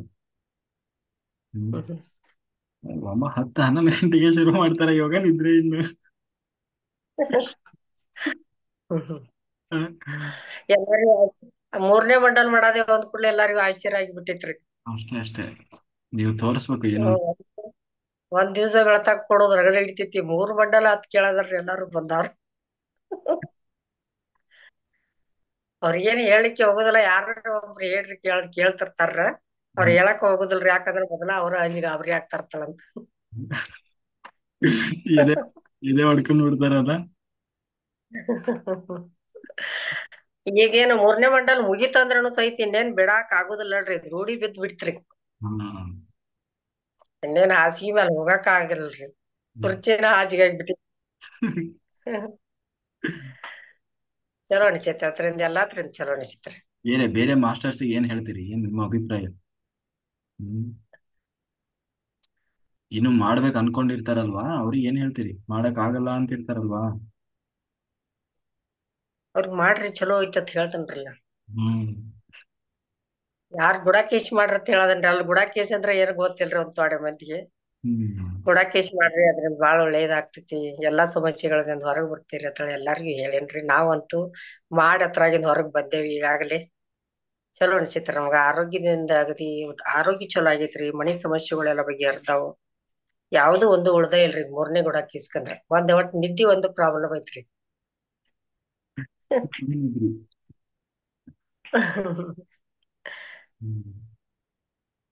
ಓಕೆ. ಎಲ್ಲಾ ಖುಷಿ ಆಗಿದೇವ್ರಿ. ಒಟ್ಟ ಖುಷಿ ಏನಾರ ಒಟ್ಟ ಯಾವ್ದು ದುಃಖ ಅನ್ನೋದು ಇಲ್ಲಿಲ್ರಿ. ಬಾಳ ಖುಷಿ, ಚಂತನಕ ಅಗದಿ ಆನಂದದಿಂದ ಇರ್ತಾವ್ರಿ. ಆನಂದೋ ಬ್ರಹ್ಮ. ಆನಂದ ಪ್ರಭು. ಕಮಲ ಮಾಸ್ಟರ್. ಮಂಡಲ ಅಂತ ಏನಿಲ್ಲ ಸರ್, ರೆಗ್ಯುಲರ್ ಆಗಿ ಜಾಯ್ನ್ ಆಗೋದು. ಮಂಡಲನೇ ತಗೋಬೇಕಾ ಇಲ್ಲ ರೆಗ್ಯುಲರ್ ಆಗಿ ಜಾಯ್ನ್ ಆಗ್ತಿರೋದು ಸರಿನಾ ಅಂತ ನನ್ಗೆ ಡೌಟ್ ಇದೆ ಸರ್. ಇಲ್ಲ, ರೆಗ್ಯುಲರ್ ಆಗಿ ಜಾಯ್ನ್ ಆಗ್ಬೋದು. ಅಂದ್ರೆ ಅದು ಮಂಡಲ ಅಂದ್ರೆ ಅದೊಂದು ಸಾಧನೆ. ಮಂಡಲ ಕಂಪ್ಲೀಟ್ ಮಾಡಿ, ಮಂಡಲ ಅಂದ್ರೆ ವಿತೌಟ್ ಮತ್ತೆ ಈಗ ನಾನು ಹೇಗೆ ಅಂದ್ರೆ ಈಗ 1 ಗಂಟೆ ತನಕ ಇರ್ತೀನಿ, ಆಮೇಲೆ ಮಲಗ್ಬಿಡ್ತೀನಿ, ಮತ್ತೆ 3 ಗಂಟೆಯಿಂದ ಜಾಯ್ನ್ ಆಗ್ತೀನಿ. ಇದು ಸರಿ ಇಲ್ಲ ಅಂತ. ಅಂದ್ರೆ ಅದೇ ಆ ಎನರ್ಜಿಗೆ ಕನೆಕ್ಟ್ ಆಗಿರ್ತೀರಿ, ಆ ಶಕ್ತಿ ಬಂದೇ ಇರ್ತದೆ. ನಿಮಗೆ ಸಂಪೂರ್ಣ ಆ ರಿಯಲ್ ಶಕ್ತಿ ಬರಬೇಕು, ಗುಡಾಕೇಶ ಸಾಧನೆ ಮಾಡ್ಬೇಕು ಅಂದ್ರೆ ಪೂರ್ತಿ ಮಾಡ್ಬೇಕು. ಹೌದು, ನಾನು ಫಸ್ಟ್ ಒಂದು ಇವ್ರು ನಿಮ್ಮ ಗುರುಗಳಿದಾರಲ್ಲ ಅವರ ಬ್ಯಾಚ್ ಅಲ್ಲಿ ತಗೊಂಡಿದ್ದೆ. ಆದ್ರೆ 21 ದಿನ ಕರೆಕ್ಟ್ ಆಗಿ ಮಾಡಿದೆ, ಆಮೇಲೆ ಆಗ್ಲಿಲ್ಲ. ಹೆಲ್ತ್ ಸ್ವಲ್ಪ ಅಪ್ಸೆಟ್ ಆಗ್ಬಿಡ್ತು ನನ್ಗೆ. ಇವಾಗ ಕೂಡ ಅದೇ ತರ ಆಗ್ತಾ ಇದೆ. ನನ್ಗೆ ಕುತ್ಕೊಳ್ಳಕ್ಕೆ ಇದು ಸ್ವಲ್ಪ ಸಮಸ್ಯೆ ಆಗ್ತಾ ಇದೆ ಅದ್ರಿಂದ. 21 ದಿನದಲ್ಲಿ ಏನಾಗ್ತದೆ, ವಿತೌಟ್ ಸ್ಲೀಪ್ ಮಾಡುವಾಗ ಅಂತಂದ್ರೆ ಸಂಪೂರ್ಣ ಕ್ಲೀನಿಂಗ್ ಅನ್ನೋದು ಕಂಪ್ಲೀಟ್ ಆಗ್ತದೆ. ಕ್ಲೆನ್ಸಿಂಗ್ ಅಂತೀವಲ್ಲ, ಅದು ಅಂದ್ರೆ ಕಾಯನುಪಾಸನ, ನಾಡಿ ಮಂಡಲ ಶುದ್ಧೀಕರಣ. ಹ್ಮ್ ಹಾ, ಅದು ಸಂಪೂರ್ಣವಾಗಿ ಇವಾಗೆಲ್ಲ ನಿಮ್ಗೆ ಶೀತ ನೆಗಡಿ ಏನೇನೋ ಹೇಳ್ತಿದ್ದೀರಲ್ಲ, ಅದು ಅದು ಹ್ಮ್ ಕ್ಲೆನ್ಸಿಂಗ್ ಪ್ರೋಸೆಸ್ ಅದು. ಅದ್ರ ಜೊತೆಗೆ ನನ್ಗೆ ನೀವು ಗುರುಗಳ ಸ್ಥಾನ ಇರೋದ್ರಿಂದ ಆ, ಮುಚ್ಚುಮರೆ ಇಲ್ದೆ ಹೇಳ್ತಾ ಇದ್ದೀನಿ, ಮೂಲಾಧಾರ ತುಂಬಾ ಉರಿ ಬರುತ್ತೆ ಆ ಮೋಷನ್ ಜಾಗ, ಹಂಗಾಗಿ ಕುತ್ಕೊಳಕ್ ಕಷ್ಟ ಆಗ್ತಾ ಇದೆ. ನೀವು ಅದೇ ಅದಕ್ಕೆ ನೀವು ಹಸಿ ಹಸಿ ಈರುಳ್ಳಿ ತಿನ್ನಿ, ಆಮೇಲೆ ಮೂಲಂಗಿ ಸೊಪ್ಪನ್ನ ತಿನ್ನಿ. ಹಾ ಹ್ಮ್. ಹಾ ಮೂಲಂಗಿ ಸೊಪ್ಪು ಜಾಸ್ತಿ ಪಲ್ಯ ಮಾಡಿ ಫ್ರೈ ಮಾಡಿ ತಿಂತೀರಲ್ವಾ, ಹ್ಮ್ ಮೂಲಂಗಿ ಮತ್ತೆ ಅದರಲ್ಲೂ ಮೂಲಂಗಿ ಸೊಪ್ಪು ಮತ್ತೆ ಹಾ ಹಸಿ ಹಸಿ ಈರುಳ್ಳಿಯನ್ನ ಜಾಸ್ತಿ ತಿನ್ನಿ. ಹಾ ಹಾ ಬೇಯಿಸದೆ ಹಾಗೆ ತಿನ್ನಿ. ಇಮ್ಮೆ ನಿಮ್ದು ಇಮ್ಮೆ ಮೊದ್ಲಿಂದನೂ ನಿದ್ರೆ ಕಡಿಮೆನೆ, ನಿದ್ರೆ ನಾನ್ ಜಾಸ್ತಿ ಮಾಡಲ್ಲ, ಕುತ್ಕೊಳಕ್ ಆಗ್ತಾ ಇಲ್ಲ. ಇಲ್ಲ ಇಲ್ಲ, ಅದನ್ನ ನಾನು ಹೇಳಿದ್ನಲ್ವಾ, ನೀವು ಅದನ್ನು ಮಾಡಿ. ಎರಡನೇದು, ಬಿಸಿ ನೀರು ಕುಡೀರಿ, ಬೆಳಿಗ್ಗೆ ಸಂಜೆ ಮಧ್ಯಾಹ್ನ ಬಿಸಿ ನೀರು ಕುಡಿ. ಹ್ಮ್ ಬಿಸಿ ನೀರು ಏನಾಗ್ತದೆ, ಹೀಟ್ ಬರ್ನ್ ಮಾಡ್ತದೆ. ನಿಮಗೆ ಇನ್ನೂ ಹ್ಮ್ ಬೇಕು ಅಂದ್ರೆ ಅದಕ್ಕೆ ಉಪ್ಪು ಮತ್ತೆ ನಿಂಬೆಹಣ್ಣ ಸೇರಿಸ್ಕೊಂಡು ಕುಡಿಬೋದು. Okay sir, okay. ಫಸ್ಟ್ನು ಅದೇ ತರ ಆಗಿದ್ದು ನಂಗೆ, ಈ ಇದ್ರಲ್ಲೆಲ್ಲ ಕುರುಗಳ ತರ ಆಯ್ತು. 21 ದಿನ ಒಂದ್ ದಾಟಿ ಕರೆಕ್ಟಾಗಿ ಮಾಡಿದೆ, ತುಂಬಾ ಚೆನ್ನಾಗಿ ನಡ್ಕೊಂಡು ಹೋಗ್ತಿತ್ತು. 24ನೇ ದಿನ ಖಂಡಿತ ಆಗ್ಲಿಲ್ಲ, ಬಿಟ್ಬಿಟ್ಟೆ ನಾನು. ಅದೇ, ಹಾಗಾಗಿ ಅದು ಕ್ಲೆನ್ಸಿಂಗ್ ಆಗ್ತದೆ. ಅವಾಗ ಆಗುವಾಗ ತುಂಬಾ ಚಾಲೆಂಜಸ್ಗಳು ಬರ್ತದೆ, ಅದು ನಮ್ಮಲ್ಲಿ ತುಂಬಾ ವೇರಿಯೇಷನ್ ಆಗ್ತಾ ಬರ್ತದೆ. ಅವಾಗೆಲ್ಲ ಈ ತರ ಚಾನ್ಸಸ್ ಇರ್ತದೆ. ಎಷ್ಟು ಅಂದ್ರೆ ಕೆಲವರಿಗಂತೂ ಡಿಸೆಂಟ್ರಿ ಎಲ್ಲ ಆಗುತ್ತೆ. ಡಿಸೆಂಟ್ರಿ ಹೆಂಗೆ ಡಿಸೆಂಟ್ರಿ ಅಂದ್ರೆ, ಸೆಷನ್ಸ್ ಬೆಳಗ್ಗೆ ಮುಗಿದಾಗಿಂದ ಶುರುವಾದ್ರೆ ಮತ್ತೆ ರಾತ್ರಿ ಸೆಷನ್ ಸ್ಟಾರ್ಟ್ ಆಗೋವರೆಗೂ ಡಿಸೆಂಟ್ರಿ ನಾನ್ ಸ್ಟಾಪ್, ಹ್ಮ್ ವಾಮಿಟ್ ಹ್ಮ್ ವಾಂತಿ ಆಗ್ತದೆ. ಮತ್ತೆ ಇವಾಗನು ಹಂಗೇನೆ ಹೆಲ್ತ್ ಅಪ್ಸೆಟ್ ನನ್ಗೆ.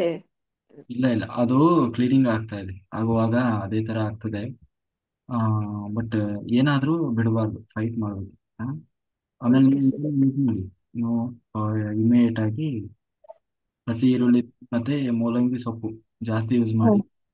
ಇಮಿಡಿಯೇಟ್ 1 or 2 days ಅಲ್ಲೇ ಕಂಟ್ರೋಲ್ ಬಂದ್ಬರ್ತದೆ. ಆಮೇಲೆ ಬಿಸಿನೀರು ಕುಡೀರಿ, ಆ, ಅದು ಸಮಸ್ಯೆನೇ ಇಲ್ಲ. ಹ್ಮ್. Thank you sir, thank you, ಅದಕ್ಕೆ ಕೇಳಿದೆ. Thank you sir. ಹ್ಮ್. ಹ್ಮ್.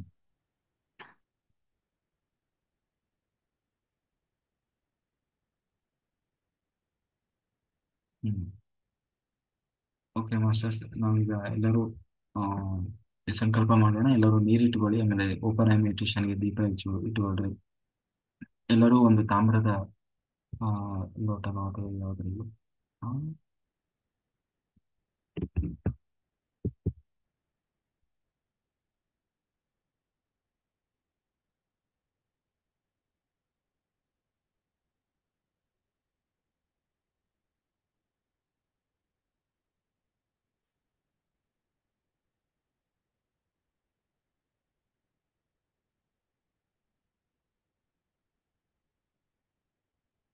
ಎಲ್ಲರೂ ಮಾಡಿ, ಬೆಳಿಗ್ಗೆವರೆಗೂ ಮಾಡಿ. ಬೆಳಿಗ್ಗೆ ಕರ್ಮವೃಕ್ಷದ ಮೇಲೆ ಇರ್ತದೆ, ಅದನ್ನೆಲ್ಲ ಚೆನ್ನಾಗಿ ಅಟೆಂಡ್ ಮಾಡಿ. ಎಲ್ಲರಿಗೂ ಸಾಧ್ಯ ಇದೆ. ಮೊದಲು ಮನಸ್ಸು ಗಟ್ಟಿ ಮಾಡಬೇಕು, ಆಮೇಲೆ ಬೇಕು ಅಂತಲೇ ಅದು ಕರ್ಮಗಳೆಲ್ಲ ನಮಗೆ ಚಾಲೆಂಜಸ್ಗಳಾಗಿ ಬರ್ತವೆ. ಆ, ಏನು ಬಂದರೂ ಬಿಡಬಾರ್ದು, ಪ್ರಯತ್ನ ಅನ್ನೋದು ಬಿಡಬಾರ್ದು ನೋಡಿ. ಆ ಪ್ರಯತ್ನ ಬಿಡಬಾರ್ದು ಅನ್ನೋದಕ್ಕೆ ನಮ್ಮ ಜಯಲಕ್ಷ್ಮಿ ಮೇಡಮೇ ನಮಗೆ ಸ್ಫೂರ್ತಿ. ಹ್ಮ್. ಈ ಆಯ್ತು, ಆಗೋದು ಬಿಡೋದು ಸೆಕೆಂಡ್, ಬಟ್ ಆ ಪ್ರಯತ್ನ ಅನ್ನೋದಿದೆಯಲ್ಲ, ಅದು ನಿರಂತರ ಇರಬೇಕು.